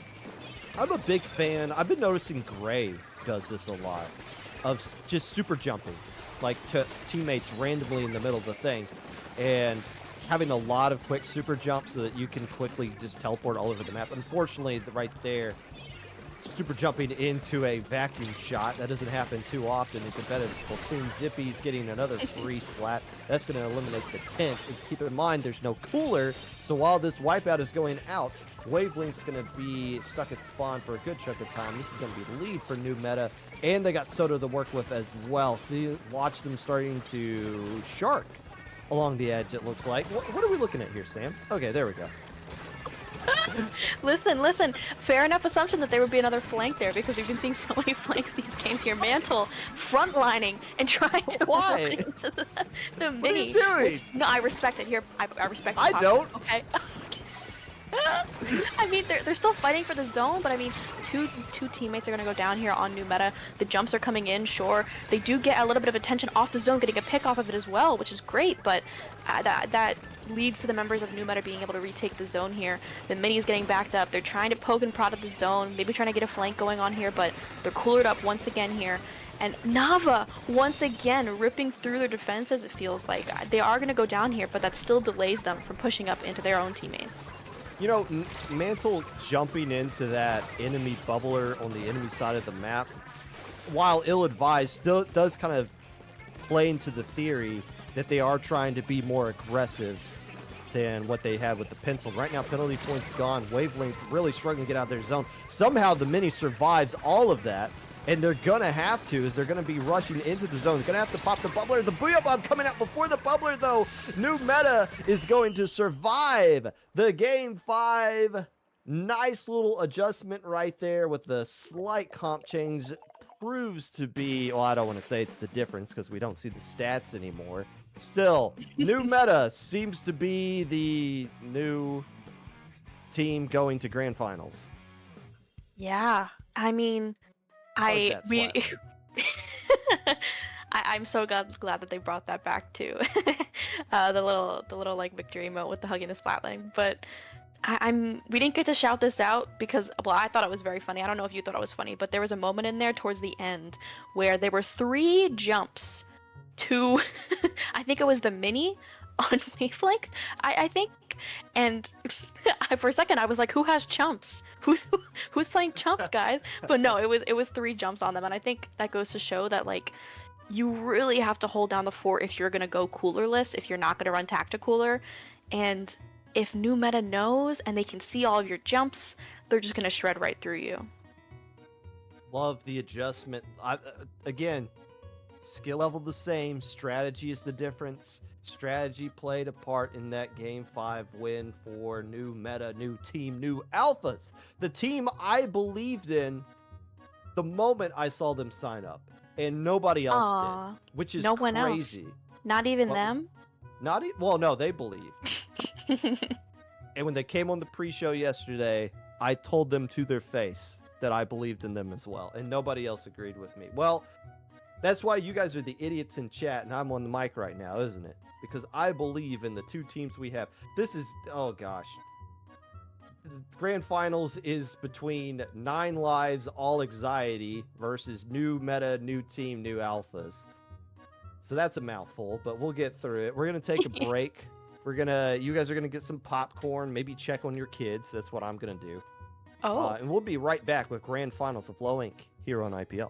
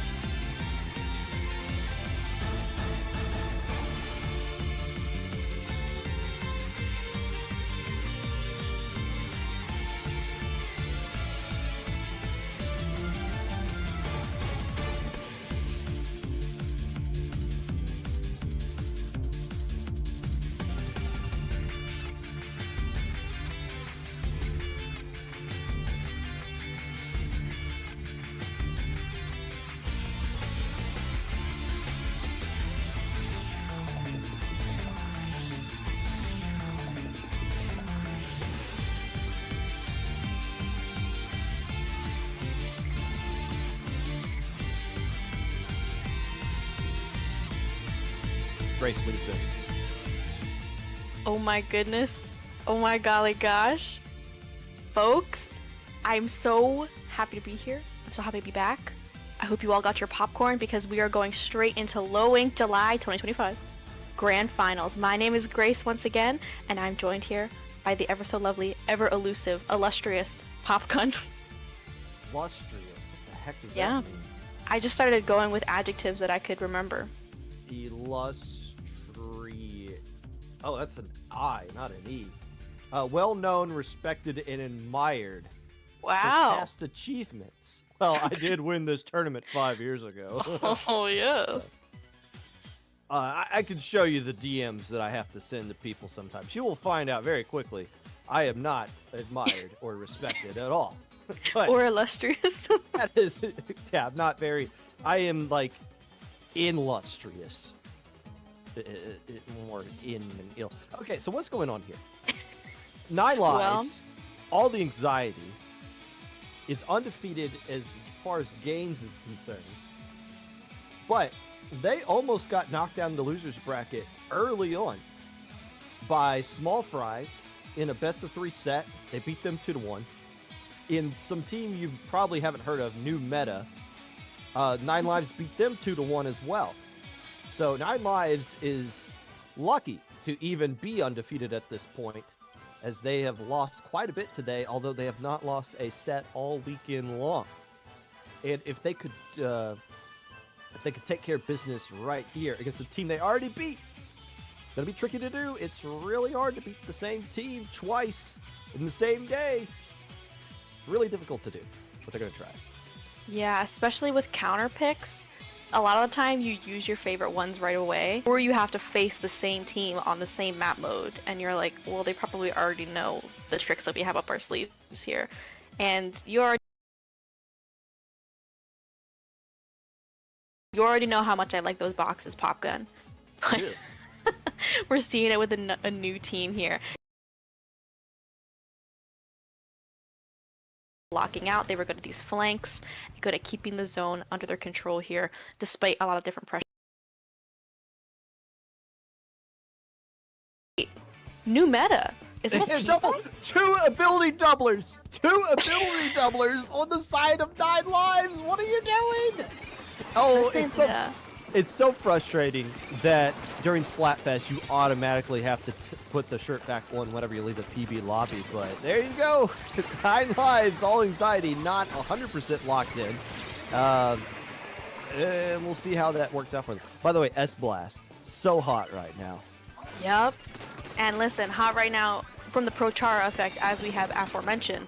The Dread Ringer, I mean, that's just gonna wreak havoc on that zone whenever that Reef Slider is ready to go here. Cosmo here getting a nice pick. Oh, 2 down onto New Meta here. The Reef Slider trying to kind of back them up, get some space for their friends to get back in here with the cooler active as well. But, and that, I mean, that works successfully here. 2 down, that's out of 9 lives. They have to push back into the zone here with the Booyah Bomb. That's gonna be nice and all, but Aster going down here to this sword is now 2 down. Kind of 2 down situation here for 9 lives here. Make that 3 down. This S-Blast fighting for dear life in this corner. Getting taken out as well here. Oh my goodness. Well, I mean, thinking about lockouts here, this Booyah Bomb's going to be great, but they're both holding the Booyah Bombs, seeing who's going to make the first move here. But I mean, here, 9 lives trying to get back into the zone here. The S-Blast Sky getting a really, really good kill, and especially getting, I mean, that's a wipe. I was going to say a pseudo wipe, but that is a full wipe out here onto New Meta. They're going to be coolered up here, something that New Meta hasn't really had to face so far. They just had a huge set, that back and forth all the way game 5 against a team with no cooler. So going up against a team that also has that same trick up their sleeve as you do is going to be difficult here. But even so, I mean, the members of New Meta here, they played these games before. They know Hagglefish. I mean, their Tetras are going to go down here. The Booyah Bomb coming out, trying to get into the zone, but the Reef Slider is, I mean, it's disconnecting the members of New Meta here. The strikes are going to come out as well, but they are not any closer to getting into the zone than they were earlier. Make that a 3 down situation here. The Stamper fighting for dear life here, getting, was it 2 picks, I think? But still, no Cigar, not really able to get back into the zone here. Getting another huge pick onto them. The Bomb taking them out here as well. And, I mean, less than 5 ticks remaining here. The Reef Slider coming in is going to be able to cap the zone. dang, this happens every time. Every single time.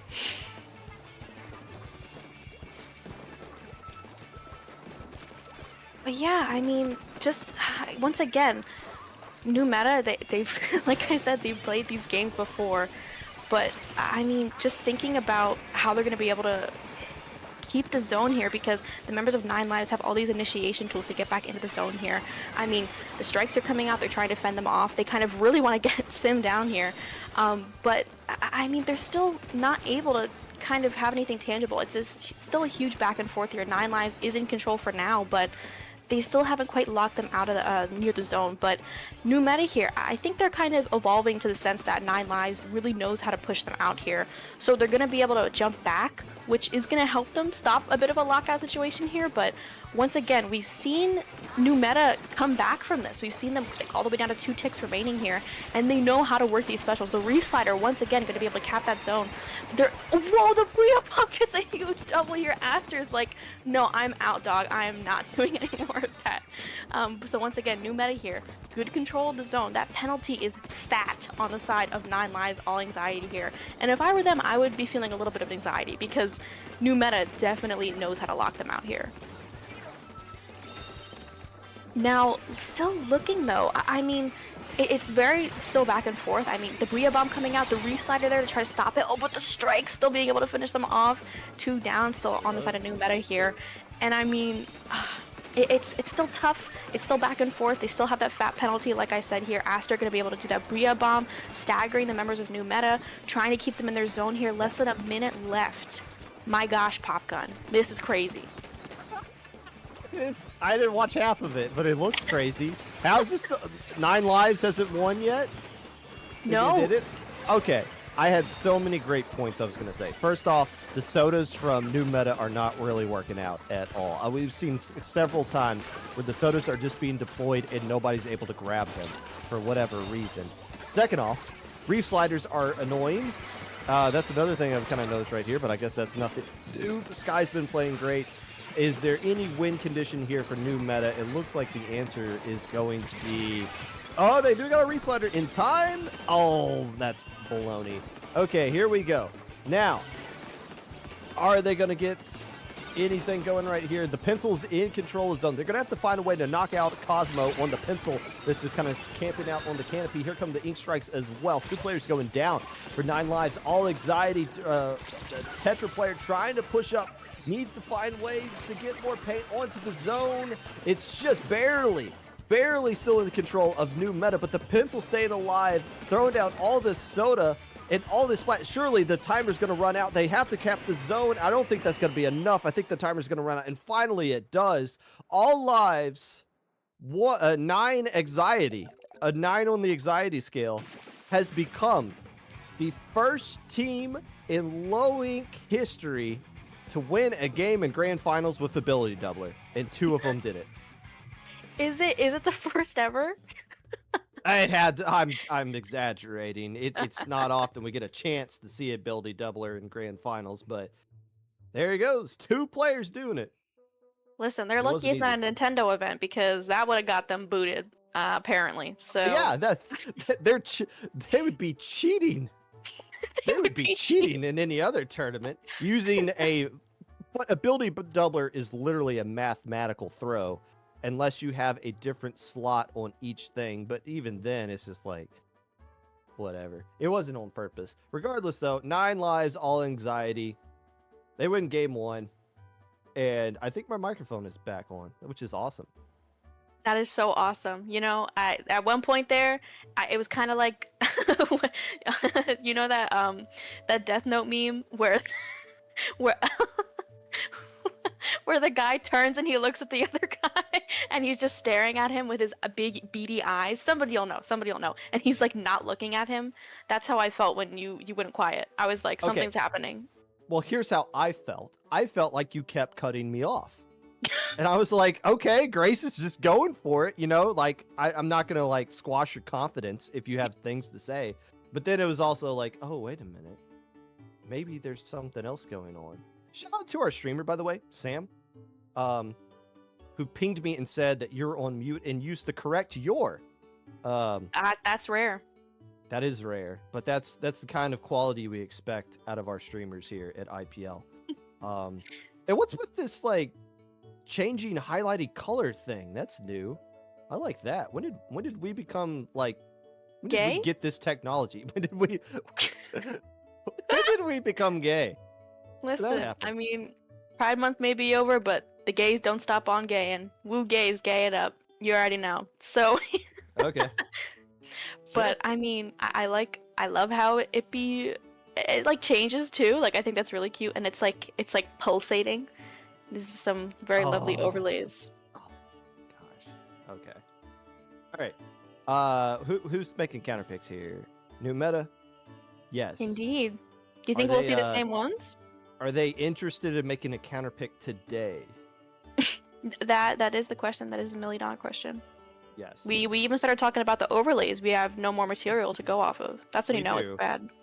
I'm just getting like reoriented, you know.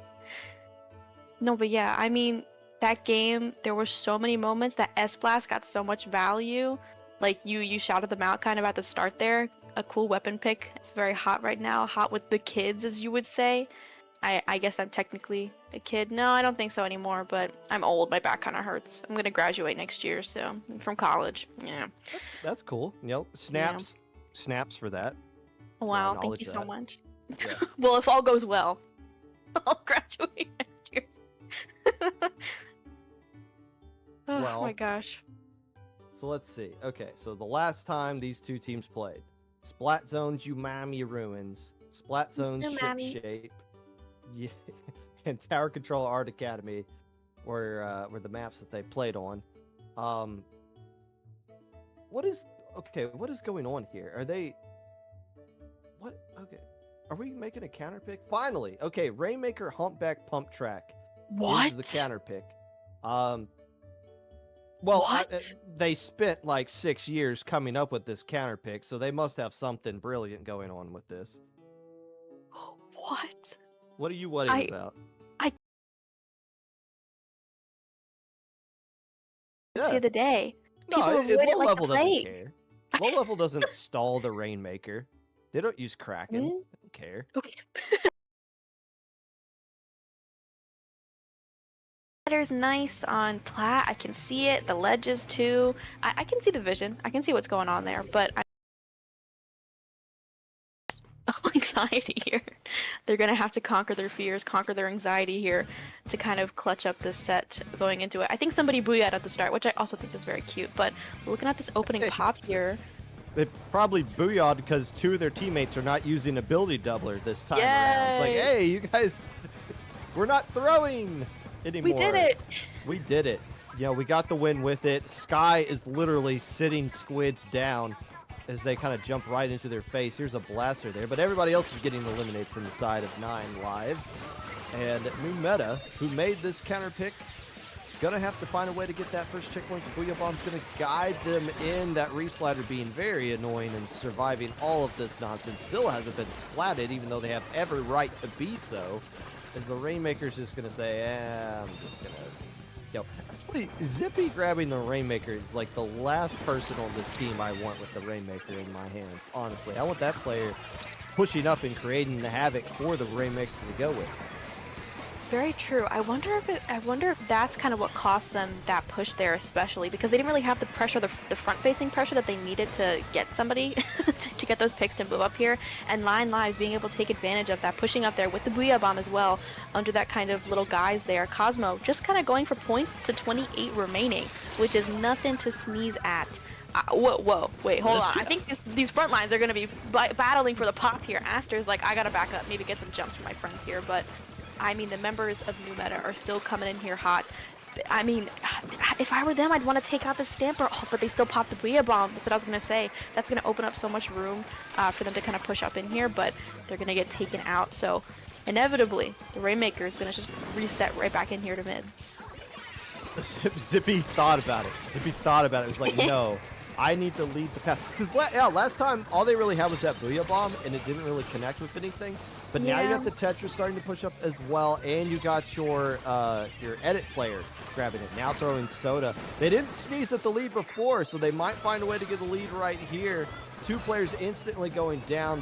This isn't the play, so that might be it. Although Sky has been eliminated, that player seems to be a bit busted on the side of 9 lives. So taking care of the S-Blast and allowing everybody else to jump back in with Soda, it doesn't have much help unless Zippy's just going to do Zippy-quite things, getting another double right there. Mantle, meanwhile, is just stuck here with the Rainmaker, watching all of this carnage going on, wondering, like, okay, is this just my life now? Am I just witnessing all? Oh, the hell with this.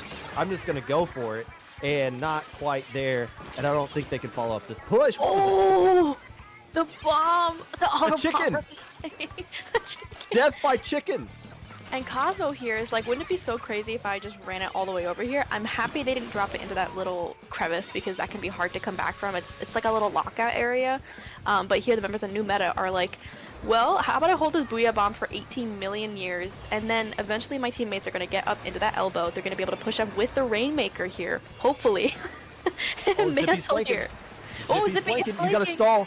The Rainmaker's gotta stall back there, and they don't have enough time to stall because that Booyah Bomb's coming out there. I like the idea from Zippy, but you have to wait a lot of time. But now, here's you gotta go, because the Rainmaker's gonna be... Where's the Rainmaker going? Oh, it's going... Wait, where? What are they doing? I think they were getting held up by the other members of 9 Lives. They weren't able to get through the elbow here, and they're still gonna get held up. Booyah Bomb!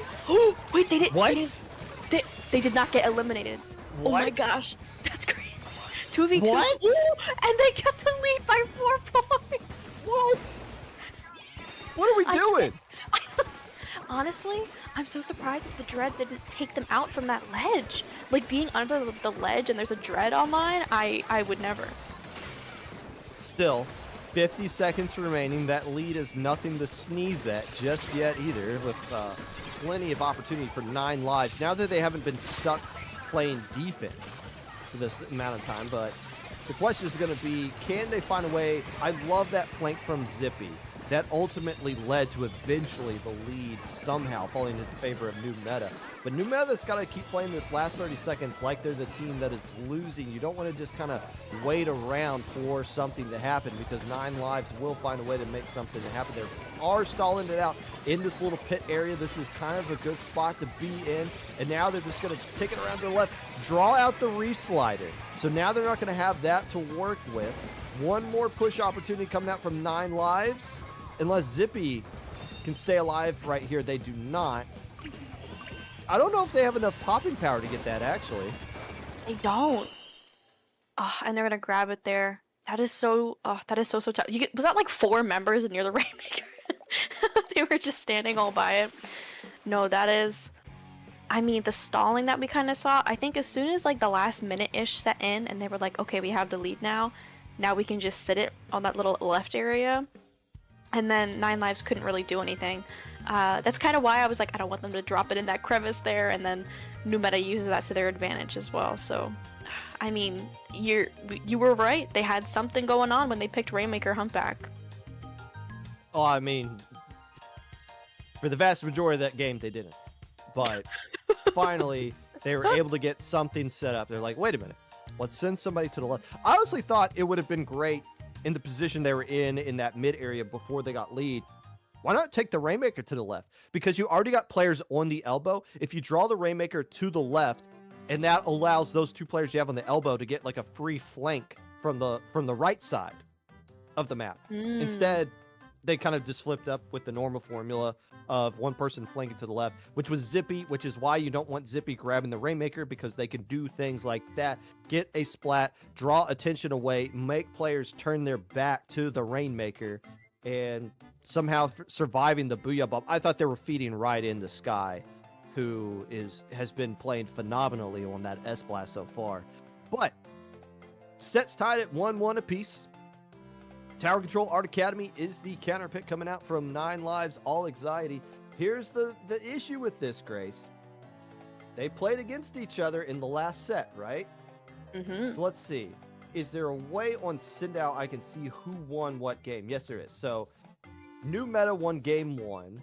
All Lives won game 2. So that means the third game counter pick was New Meta who made the counter pick. And New Meta counter picked this. So now 9 Lives is counter picking this against them. Now, 9 Lives did win on this, but it should be in the back of their mind where they're like, hey, even though we won on this, like, we know they want to go here anyways. Is this the right play? Well, if they win, it is. If they lose, they don't. Yeah, and interesting. Maybe they were watching that stream set because Wavelength won when New Meta counterpicked this, right? Last set? Correct. New Meta. It's hard to follow all this. New Meta, they beat 9 Lives, and now 9 Lives is picking it against New Meta because 9 Lives beat them. You would want to go to tower control because your S-Blast is just going nuts right now. Sky is going to single-handedly win this tournament for 9 Lives if they allow them to. I'm not saying the other players aren't playing great, but this S-Blast has been a difference maker so far. So if you go to tower control in general, is going to be your best bet. And 2 players going down for New Meta. It's a great opportunity for 9 Lives to do some damage early on. Yeah, I don't even know if Mantle was able to. Oh, they did just get their tactical up. I was gonna say the first fight there, that first breakout kind of brawl from mid there. New Meta wasn't able to get their cooler up. The members of New Meta, they went quick with the draw, and I mean, you see that flank already gonna get snuffed out here as well. The Booyah Bomb coming in, the Reef Slider comboing with them to get full control of bats here. 9 Lives have a surefire plan here to really get this map mode down, and I mean, they're dodging this. They're dodging this. the sword and and the Reef Slider is going to come in, not going to get really any picks here. They still are going to get them off the tower, at least for now, but Sky's up here in bats wreaking havoc, trying to get a pick onto their pencil and able to get it. Oh, Pop Gun. I mean, it's already a strong opening here. Lossy. That's just straight up the fact, as we saw that, right yes. there. 3 minutes, 30 seconds left to go. 2 checkpoints down. That's all. Like a clock that was still ticking down, but still a great opening push. There goes Zippy with a free trip back to their own spawn, courtesy of a Reef Slider. But the Stanford player trying to zip cast their way into things. They weren't able to get the splat on the tower earlier, but they are able to take care of the S-Blast right now. Getting a little bit too greedy going into the spawn of 9 Lives, but it does take all the fight away from the tower. I didn't realize New Meta hadn't even cleared the first checkpoint. This is their first legit push, and it's coming 2 minutes in. Yeah, and I mean, they still can't quite get control of bats, though. Like, they're getting collapsed back in onto the tower because they weren't able to get up there fast enough. I mean, the pencils here on this foot, the garlic, you know?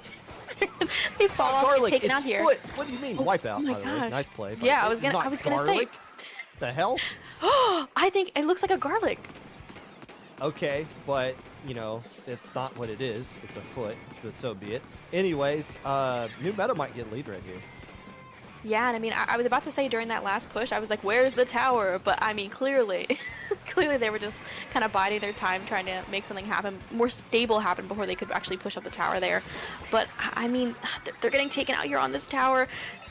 They're having a lot of trouble stopping the push completely, and I think that has to do with not really having control of either side here. They don't have any control of bats. They're having trouble controlling their goal area too.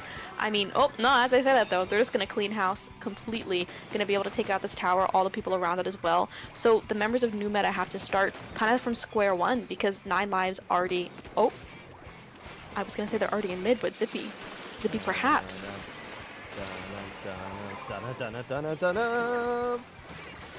That didn't accomplish anything, did it? No, that's actually very sad. But you know what? A for effort. Something for execution, I'm sure. 9 Lives doesn't have the lead. I don't think they really are concerned at this point. Hey, there's somebody behind you, splatting you. The Tetris, it has to be the only thing that can actually shoot. Oh, the chicken! The Tetra player! The chicken getting a double! Oh my We've seen a lot of chicken deaths in this set. What is up with that? Listen, I'm always here for it. I love those silly kills there, especially with bombs as a junior enjoyer myself here. But again, like looking at this mid, the carnage in mid. And I mean, this the pencil was up this thing a few crimes, but Sky as well here, like we've been talking about them. This Stamper's trying to take them out here on the tower. The pencil taking the hit for them. Zippy here trying to follow up off of all that pressure. They do, and they get a complete wipe onto 9 lives. New Meta here still in the lead. We kind of saw a similar thing here against Wavelength here. So if they're able to do what was once done upon to them, they can take maybe even a KO here for a little bit of safety.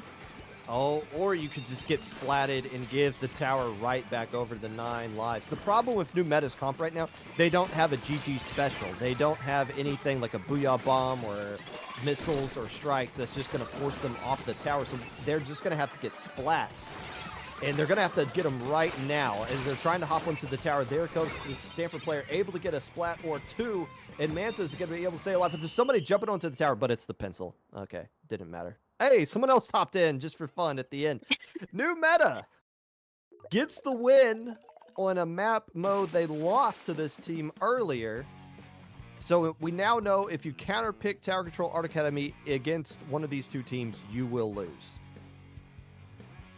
You know, and I was, for a second there, I was scared that there was a Splatfest T. I don't know how there would be, but I did hallucinate once again there.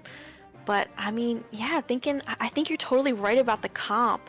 I wonder if that kind of hit them halfway through the game. I mean, it didn't kind of seem to matter there anyways, but I mean, just thinking about what counterpick could be next, I'd be interested to see if anyone wants to stand on a clam blitz just to show off their coordination, but I don't know. So let's kind of review a bit of the issues here. It looks like for every counter pick that 9 lives has made so far, and they've made 4 counter, well, before this set, they made 4 counter picks here. The first 2 were splat zones. Let's see. They did make a tower control one earlier, but that's because they could. I think they want to go to splat zones as their ideal counter pick. The problem is, yeah, whenever they've been allowed to pick splat zones, they can, or they have as their counter pick. That's the problem right now. They can't because that's their most recent mode that they've won on. So they're stuck to do things like tower control, and now crab leg, capital, clam blitz is the map that they're going to pick. But they very much obviously would rather have splat zones appear here. They just can't pick it because they're stuck cycling through the modes before they can go back to it. And even now, with their back kind of against the wall, if they were to win this one, I don't know if New Meta would go to zones. They can't go to tower control, so they would just have to go to like Rainmaker or something like that. But you know, we'll see. We've had 2 months in a row. That seems to be the trend that we're kind of headed towards right now. New Meta just 1 game away from a bracket reset. I will say this: if we're gonna do a bracket reset, that would be pretty poggers if we could do that. Wow. Say, right? Yeah, totally. Okay, cool. I mean, once again, you can see folks already in there, riveting gameplay. The pencils trying to get their early coolers brings me back to Splatoon 2. I felt a shiver go down my spine as I said that, but I mean, still, looking into this first mid-fight once again, 9 lives, not really able to clutch up any, I was gonna say not able to clutch up any kills there. You get the kill onto the Tetris, but Zippy once again wreaking havoc through their defenses, getting all up into their basket, almost. But, I mean, nobody has the clams to make a good push yet because it's just the start of the game. So, as much pressure as you get right now, you kind of have to give yourself a little bit of room to get some clams first. At least, things are trying. Zippy and the Tetra players seem to be gung-ho into throwing their bodies, and with the Zipcaster as well, who's the 3rd player from New Meta, trying to force their way into the enemy side of the map, and there's just nothing there. It's basically just swatting flies at this point until you got enough clams and specials built up, which it seems like 9 lives kind of does at least. They have map control. I would love to see, I'm about to say, I'd love to see Cosmo get up top on that great area right there, supporting with the height advantage, as Sky's going to surely get that splat unless they don't, and they don't. So, yeah, okay. So now we're back to square one, which is new meta, just throwing themselves over and over and over again at 9 lives until somebody gets a double. Yeah, and I mean, once again, the clam economy. We're talking about the chunk economy. Chunk but economy, yes, chunk economy. the clams are not in their favor as well here. I mean, we do have somebody. The pencil here is going to be able to get a power clam, not quite able to get it in though, because their friends are getting ripped apart in front of them here, which is very sad. But even so, they're still trying to keep up the pressure. Both of their swords trying to fight Aster here. they're like they're sword fighting here, and they can't quite get picks on each other. I mean, the Booyah's gonna get popped. That's going to delay them from getting any more pressure onto them in the mid. The Reef side is going to pop. I mean, both of the swords are down too here, Pop Gun, so it looks like 9 lives is going to be able to make some kind of a push. But once again, the Tetras, they dropped into mid and just completely took out their push and like kicked their feet out from under them. I don't see how 9 lives is supposed to get into the enemy base. Like, they've come close, but they don't have a way to get up that ramp without the Reef slider, it seems like, at least initially. Half the game gone, 2 points down. Mantle, you need to get your keister back there. Do not get splatted for free. You already got what you needed out of that push, which is 2 power clams. Not the best push in the world, but with the way New Meta has been playing defense by being aggressive on their offense right here, might be good enough to keep 9 lives out of their base, except for that player that is currently in their base and getting splat. Aster. Uh-oh, indeed. And the Booyah Bomb. I mean, they did get a little bit of clams in here. I don't think, unless they jump to Sim. Oh, wait, what just did they jump to the wrong get person? out of there. 9 lives, you get out of there. Don't you do it. I'm about to say, don't you do it. Because even if you get lead right there, you're going to get KO'd. You lost a lot of players right there. Just back up, live to fight another day. Don't surrender all of this map control back to New Meta, because they're just going to walk right back into your base and get the lead. My gosh. And I mean, the jump outs. Look, they get to hold mid. Well, 2 players went down, so maybe not much. Yeah, and I mean, but that's still, getting a nice pick though, kind of trying to cancel out this bubble. But the Reef slider coming in, they are still going to be able to get them out. But with that jump in, I mean, we're kind of seeing what 9 lives was trying to do, like with the jump in and stuff. But as we can see, if you try to dedicate too much to a jump in push there, you kind of lose mid in return. Yeah, what was the plan there for New Meta? Like, that's a solo queue push you do when you got a crazy brush player on your team that doesn't do anything except run around the map. That's and not right after they just stopped 9 lives from doing the same thing. And here we go, 30 seconds to go. 9 lives has enough clams to get the lead, and they got Soda to work with as well. But New Meta has been doing just a fantastic job. And it doesn't matter if they pop the basket here again, man. Both teams are not doing a good job of playing blitz. I'm sorry. This was not still a good situation, but can they still win this one? No. Do they have a power claim for overtime? No. Yeah, I think the basket was. Jeez. It's like that's really, really tough. So many jump-in pushes, which I know folks have a lot of trouble on crab leg, which is why I was so shocked that they picked it as their counter pick to begin with, kind of, because people find it tough to get in without like a huge initiation, like you said, like the Reef slider. But that's really tough. But I mean, again, kudos to New Meta, new team, new alphas, new bracket reset, new bracket reset, baby. There we go. Yes. And we're gonna start on zones again, so good for 9 lives, all anxiety here, but I mean, still. Yeah, I mean, both teams just kind of, I don't know if they're just like getting tired because the tournament goes on and now we're gonna bracket reset, so we got like potentially 5 more games of this or what, but that was just both teams kind of falling apart with their strategies on Clam Blitz. And I think part of the reason why 9 lives was kind of struggling to that was because New Meta just kept throwing things at them over and over and over again. And they had to constantly react to what New Meta was doing.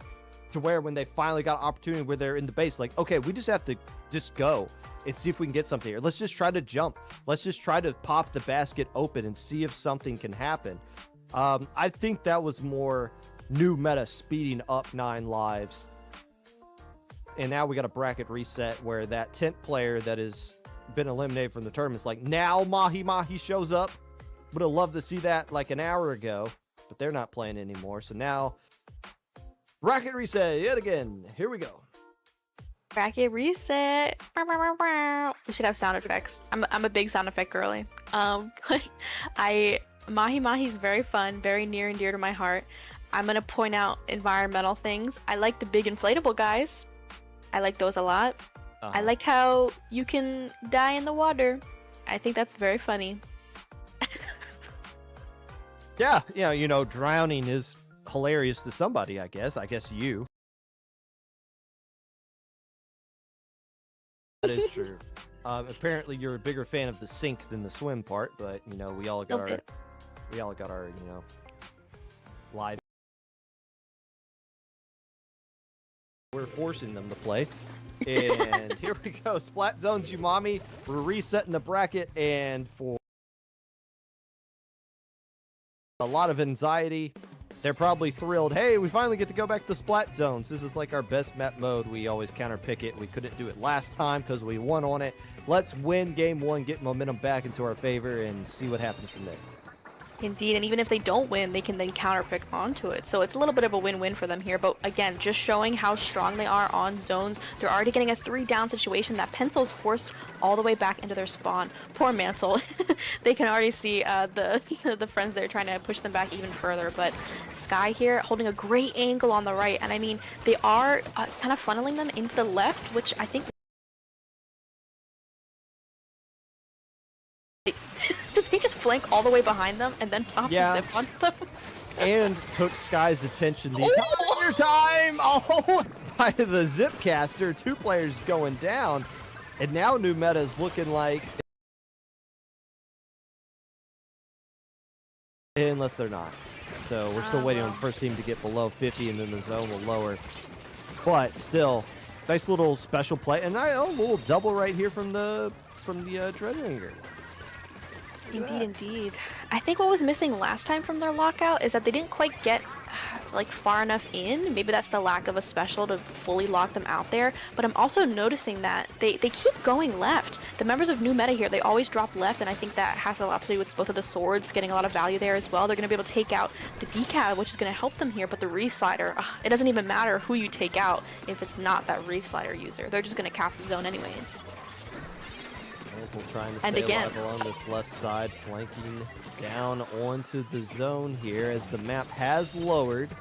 So we are going to play for real now. We didn't play for real for the first 50 points, but now it is all giant open flat space that new meta controls for now. Penalty points are going to be gone soon. A Booyah Bomb is going to be coming in from 9 lives, and they have a second Booyah Bomb they can use as well. The first Booyah Bomb seems to be thrown just shy of the zone, and that S-Blast gets eliminated before they can pop that. How did you get eliminated? Was it the Reef Slider that did some damage there? It is.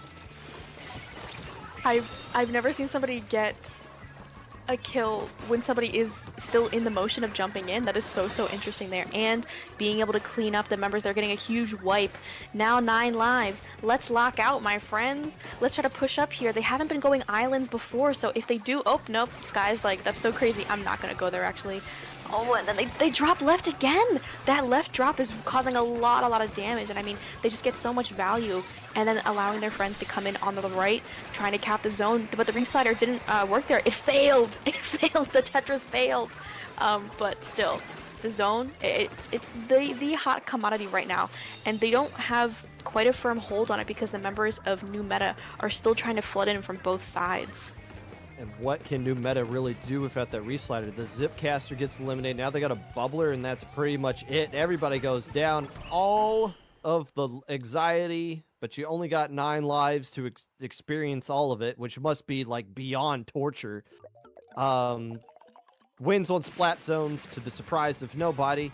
That doesn't really help them, though, because now they have to win on the other modes. And if they lose this game, they immediately have to keep counterpicking things that are not splat zones. So this is essentially a must-win for 9 lives. So that if they get to a counter pick, they can go back to splat zones to close out the tournament. And if I'm new meta, I need to find something that's not Rainmaker Humpback.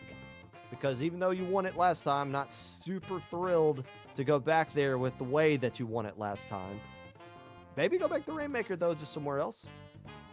I wonder. What, maybe? I mean, I think they're good at what Rainmaker kind of demands of you, which is to be evil. I think new meta can play with evil intent in their heart.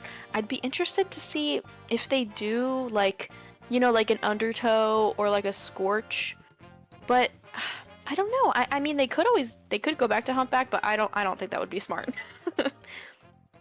No, it would not be smart, but it would be on brand for what we've been seeing so far today. Sam, could you? I don't know if you have the capability of doing this. Can you put a giant timer up, and we can calculate how long it's going to take for this counter pick to come out? No pressure if you can't. I know I'm throwing that out to you. By the way, shout out to our streamer Sam. He's been doing a fantastic job all weekend.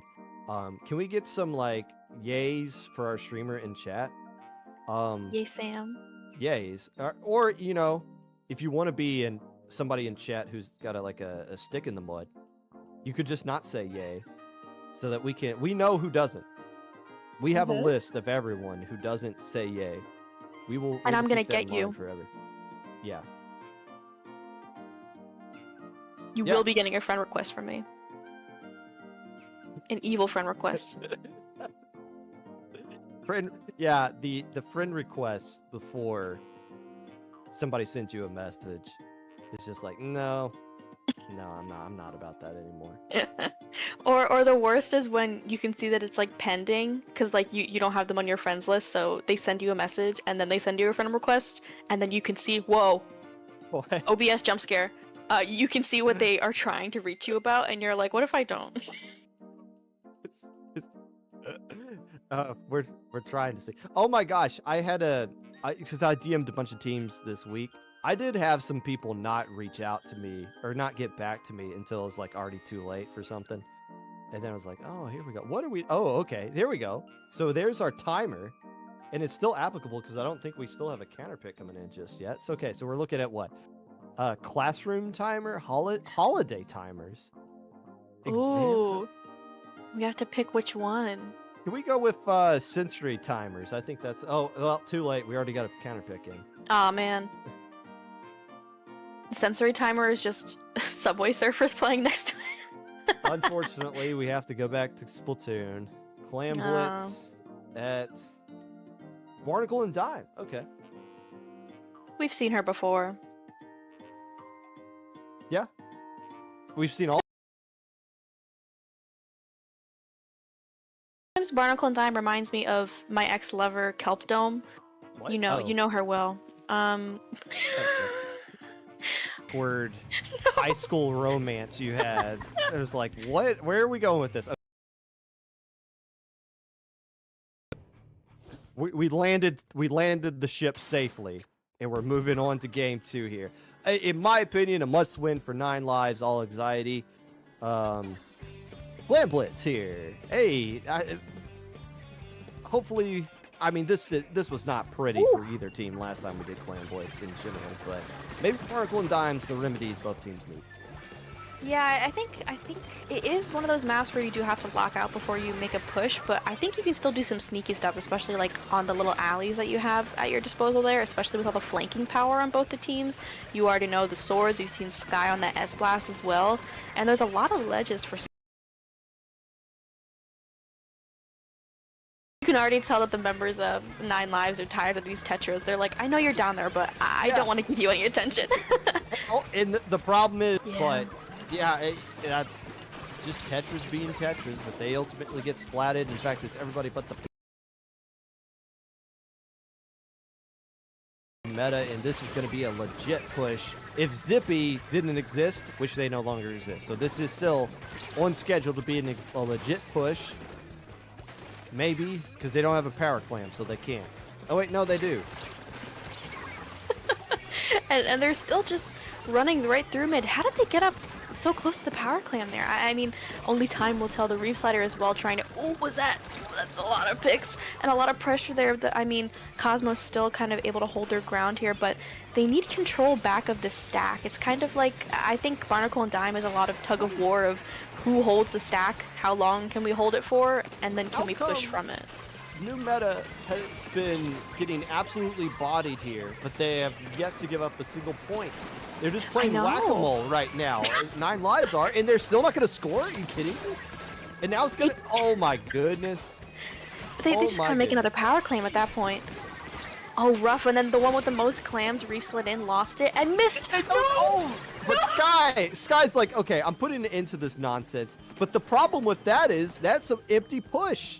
That's another push that's just bad. Now you got a Mercy clam giving out. Now, the good news is 9 Lives has new meta completely contained into their own spot. Like, if they just play 2 minutes and 30 seconds of just whack-a-mole from mid, they're going to be just fine because new meta is just holding forward, and it's working defensively because they're at least getting trades out of it, but it's not going to get them control of mid at any point.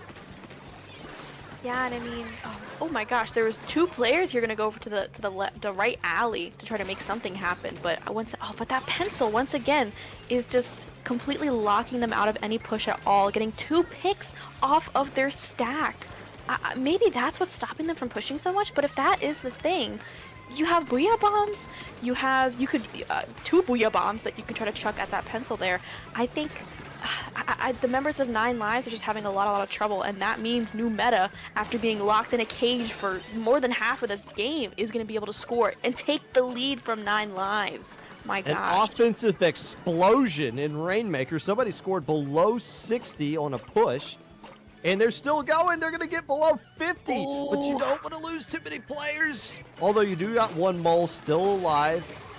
And Sky is got something to say about that, but the problem still remains, if you can't score in a 1v4 situation, how are you going to score enough to get below 44 points in any kind of situation right now? Is Sky trying to get a splat? They're basically just going to have to get a wipeout, and that includes taking care of the pencil player.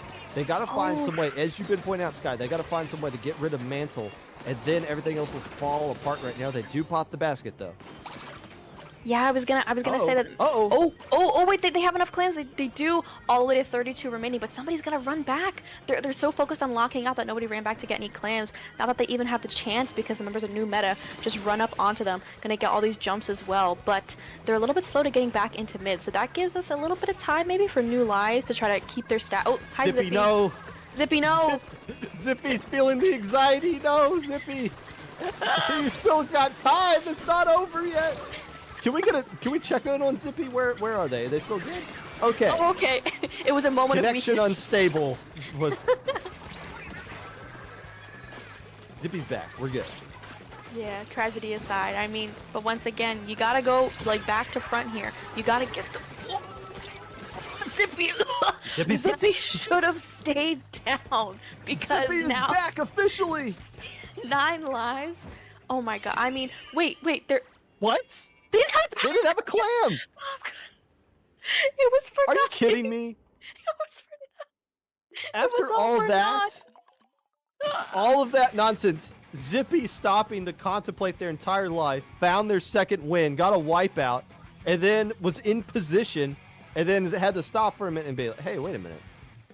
Oh my gosh, We need a power clam to force overtime, don't we? Maybe that moment there in the alley, Zippy had a That's So Raven moment where they saw the future and they were like, we are going to have a power clam and we're going to fumble it. The game was going to end. And they're like, well, shoot, I might as well just play it out just to see, you know? That's so tragic. Oh no. They had everything going for them too. Oh. That's the tournament. 9 lives, essentially. I mean, even if new meta were to win game 3 here, the value is 9 lives gets to counterpick splat zones again, so they're out of counterpick jail with that win. Oh man. Dang. I mean, whew, thinking about For new meta, I'm not sure what they would counterpick. They're like, what if we go back to old reliable Rainmaker on Humpback Bump Track? I mean, why not? I mean, I think Rainmaker might be your best option here. I mean, I know they won Tower Control Art Academy, but I really don't want to go to a Tower Control against a S-Blast that's got confidence right now. I think Rainmaker might be their best bet to win, and then it's just, can you weather the Splat Zone storm that you haven't really had much success with against this team today? They did win one Splat Zone game against this team earlier, but still, that's for 9 lives. 2 Splat Zone games in game 4 and 5, if it gets down to that, is going to be their more comfort pick that they're going to be able to go back to. But you don't need to worry about that. You just got to worry about game 3. You're still alive in this tournament. The other team might have 9 lives, but you got, new alpha or whatever. What does new alpha even mean? I don't even know what that means. You got one more chance to get a win. That's all you need, folks. Like maybe. I mean, it could be alpha bracket. It could, on a worse note, be alpha male, or on a third note, they could be wolves. Yeah, dances with wolves. Low ink with wolves. All 5 of them. There are 2 wolves inside of you. New meta and new team. There's 2 of them. New meta, new team. No more new brackets, but we did. Oh, the worst part about all of this is that we have to wait on another counter pick from this team. Oh, that's. Oh. You still got that century timer build up. I'm sure they'll come up with something. I need some sensory timer right now. Bring up the Subway Surfers. No. That is not sensory. That is brain rot. I know what brain rot is. I've been hanging around Ellie enough to know what brain rot is. Okay. No, I'm proud of you. You're learning. All right, 1 minute. What do you mean 1 minute? 1 minute? I think 9 lives, all 7 of them on the roster, are making new meta, new team, new alphas a little nervous. They're trying to give them anxiety. Did we give them a sub? Oh, I think we did. I think Cottony is a sub for this team. I think he's played day 1, not day 2 with this roster. But yeah, I was sitting here wondering, like, how did you get 7 players? Because they had a sub probably. Oh my gosh. By the way, everybody has officially lost a set in this tournament. 9 lives, 1, all the anxiety, was undefeated per sets in this tournament. They technically lost the last set 3-1 to New Meta. So we are yet again going to have another low-ink champion that is not undefeated. So parity, all that good stuff. The #1 overall seed getting knocked out in losers round 2. And Yep. once again, we have 2 teams we were not expecting to be here with the goofiest of names that could be. Well, not the goofiest of names. I think Donkey Kong is dead. By far the goofiest name here, but this is where we are. Listen, I mean, I do think it was very funny that a player named Mario was going up against Donkey Kong is dead. What was that? Oh, really? Yeah, Future Tone. On Future Tone, yeah, in our round 2 there on stream with Nox and Rose. That was a riot, and Mario did reign supreme. So, actually, I lied to your face. Donkey Kong did kill Mario. So I think that's the second time you said you lied to my face. You are. I know. I'm a liar. You are in charge of all of IPL, and you're constantly lying. What is up? Just to you. Just to me? Okay. Fair enough. Yeah. I gotta keep our lovely leadership team on their toes. Yeah. That's the one thing we need right now within IPL is just, can't let anybody get too relaxed, Okay, I don't know where they are. Who is they? Okay, a counter pick has come in. It is Rainmaker at Crab Leg Capital is the counter pick. God, they love it looks Capital. like somebody on the side of 9 lives, all anxiety, has vanished, I guess. Perhaps. Are we waiting on a player? It seems like they asked for a little bit of time. Maybe it was Maybe it was Zippy. They had to go. They had to ponder. No, Zippy's on the new meta team. They're fine. They're readying up now. Okay, so we're all good. Thank you, Sam. So we are good moving on to game 3 here. That had to have been a connection unstable from Zippy, I'm sure. Just kind of happened at an awkward moment. At least they didn't DC out. Oh, that would have been tragic. Well, I mean, they still lost, so maybe it would have been like, oh, we can use that as an excuse or something. But still, Rainmaker, Crab Leg, Capital. Well, this is in the map pool? Who put this in here? I don't know, man. I've seen it a few times. I believe I saw it in Losers earlier, so some folks do like this map mode. Shocking. Well, I think they see it as a... You know, like, I always counterpick Splat Zone's Wahoo World. And it's not because I thought it was a good map mode. It was just like, oh, this kind of works for what we want to do. So, we'll see. Rainmaker, I think, is the right... tomorrow, so just worry about game 3 and then 4 and 5 if they come, then you can worry about that then. But it looks like everyone's readying up a cheer at Crab Leg Capital. No surprises coming out, although Cosmos is going and Pencil is still being used by Mantle. Interesting. I wonder if we kind of talked about this before when one of the folks switched from pencil to heavy edit because of a paintbrush. You know, if you think about it, the two swords are kind of like two paintbrushes, except they're not. Thank you, Grace.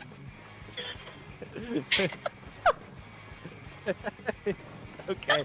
30 seconds have gone by. Nobody's gotten splatted. That doesn't really sit well with Sim as they offer themselves as a tribute to sacrifice. Zipcaster being used right here as nobody has grabbed the Rainmaker just yet, but trying to get behind the defense. That Zipcaster gets eliminated, and now 9 Lives is in a pretty good situation to do some damage. At least they were until 2 of their players vamoosed. Indeed, indeed. I mean, going for the right checkpoint makes the most sense here, especially with that, I mean, talking about the paintbrush pseudo kind of there, the sword is kind of guarding that left checkpoint. But still, another pencil Zippy jumps out though. Oh, and then a friend jumps in with them, the bait and switch, the classic bait and switch, and then the kill from under the grates, the little goblin underneath your feet. But they're no cigar still. I mean, they're... Oh, Rainmaker unfortunately is going to take the brunt of that attack, but still, they got a little bit of points there. I mean, they're in pretty good shape so far. They have a good control of mid as well. The members of new meta aren't really able to push in yet. I think they're probably scared of dropping into the loving arms of Aster here, especially with that Booyah Bomb online, but still, you gotta make some kind of movement happen here. So if you are going to use the edit, one of the values of it is, as they add a huge chunk of points to your lead, is that with any kind of splat lane, you're going to use a lot of run speed. So if you're the Rainmaker carrier, with all that run speed, it's really going to help out on those great areas. And now with 37 remaining, that's a very good score here. The problem is, new meta's got 3 minutes worth of the Rainmaker. Oh, they picked up the Rainmaker and didn't really take it anywhere. So now Cosmo's going to grab the Rainmaker with a ton of run speed, mind you. Doesn't get away from Spider-Man, though, so that is going to shut down that push before it can get going. And get a few more splats to clean up this. This could turn into a counter push by new meta.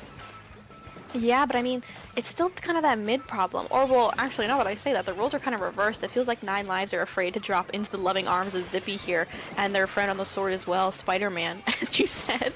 But I wonder if they're going to be able to get up to that right checkpoint, especially because 2 of their front lines are going to go down. Wait, did the Rainmaker reset? Did they not pick it up? It did. And, you know, it kind of makes sense because there's nowhere they can really go with it right now. Just let it kind of reset, capture mid on your own. Find ways to get some splats somewhere. Maybe this Reef slider. I mean, these Reef sliders, they're just really trying to reach to get some splats going.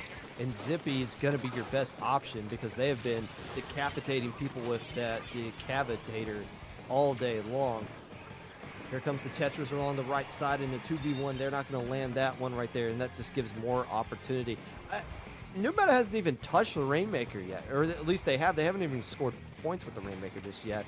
Oh, and this is going to be a great opportunity to get splatted. I didn't realize there was a player right down there opening up the grates. Yeah, but I mean, I was gonna say if this Dread's able to come up and maybe pop it with a little bit of a Reef slider, that would help a lot, kind of help to push up further, but I don't think they really need to. I don't think they really want to either.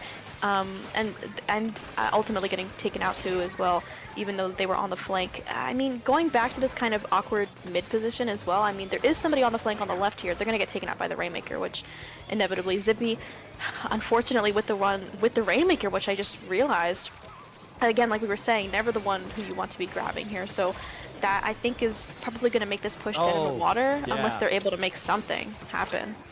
I mean, the best they could hope for is somehow get checkpoint, and yeah, that's not going to be the play. 55 seconds to go, though. It's stalling time for 9 Lives, all anxiety. You pick up the Rainmaker, find a little corner to stay alive in, and Yep. So that's a delayed wipe now. Zippies! What? Okay, if you're going to get checkpoint, so be it. And maybe it's because they're right there. They're like, I'm just going to grab it and go get this checkpoint. Okay, so there's checkpoint down.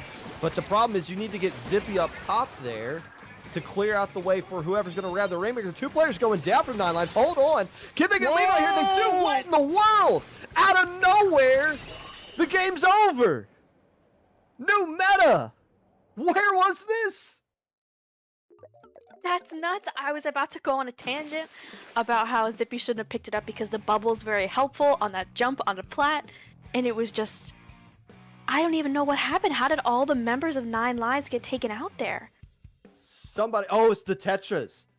I'm looking at the replay on Twitch. The Tetras got up there and basically just got a quad.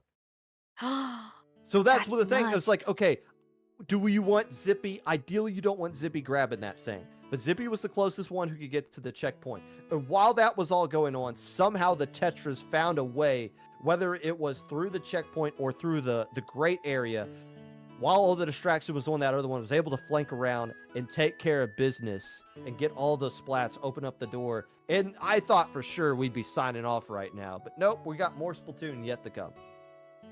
Yeah, but I mean, to the surprise of no one, I believe we're probably going to be seeing another Splatoon game here because 9 Lives, they have that assurance that they did win that Clan Blitz game on Barnacle and Dime game 2, so they can counterpick to Splat Zones. Yes. So I'm assuming we're going to see it here, and my assumption was correct. We're going to be seeing Splat Zones on Ship Shape Cargo Co. Now this map, it is interesting. You already know. Of the last. Oh yes, it was. Wait, that. Oh no, it wasn't. No, it wasn't. It was game 1 of Losers Finals. Ooh. But let me see. So here's the thing. They did play this one in Winners Round 2 when they played each other in that best of 3 set. It was counterpicked by 9 Lives All Anxiety counterpicked this. So so this is like the Splat Zone map they want to go to anyways. So they're trying to end the tournament right here. Makes sense. Yeah, I mean, it's a Reef slider lover. Slider lovers. I don't know. I turned a little southern for a second. I don't know. Something happened to me. I was possessed slightly, but I mean, that's just kind of, But thinking about the opportunities for the swords on the side of new meta, I don't know. It's a bit of a slippery slope going into Ship Shape, but I think 9 Lives, they know what they're doing. They're very confident on zones, as we've seen.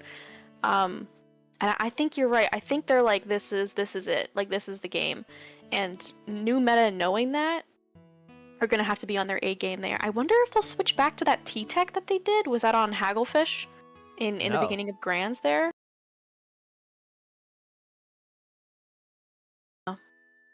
No. I don't think we've seen a T-Tech all... What are you talking about, T-Tech? Yeah, no, I'm not hallucinating. I remember. No, I remember. Like Sim? From Sim, maybe? No, I remember I was shocked because new meta played a T-Tech. The thing new meta's done is like an edit at one point. Yeah, you're hallucinating. It's definitely that. It's really embarrassing. Well, I mean, it happens to the best of us. Not me, but, the other best of us. Here we go. 9 Lives, All Anxiety. Well, this is their counter pick that they've been winning on all day long. You're out of ink, buddy. There you go. Now you're good. Somehow I guess you could say dipping they're into low ink for like 2 seconds gives you that much ink that you can immediately fling out. That doesn't work out physically, but here we go. Zippy getting the splat, jumping back, got a Boba to work with. Re-slider into the zone. Not going to be theirs though. Yeah, the Reef Slider coming in just for funsies. Gonna be able to get some more pressure onto the members of New Meta, though. Oh, Zippy coming in, wreaking more havoc, getting a huge double, and being able to get into the zone with this bubble, too. That's gonna give so much time for the members of New Meta to come in and support them, hopefully. But Zippy's, like, again, like one-man banding it. Oh, with the Reef Slider coming in, their friend, this way. And they all get taken out in the zone.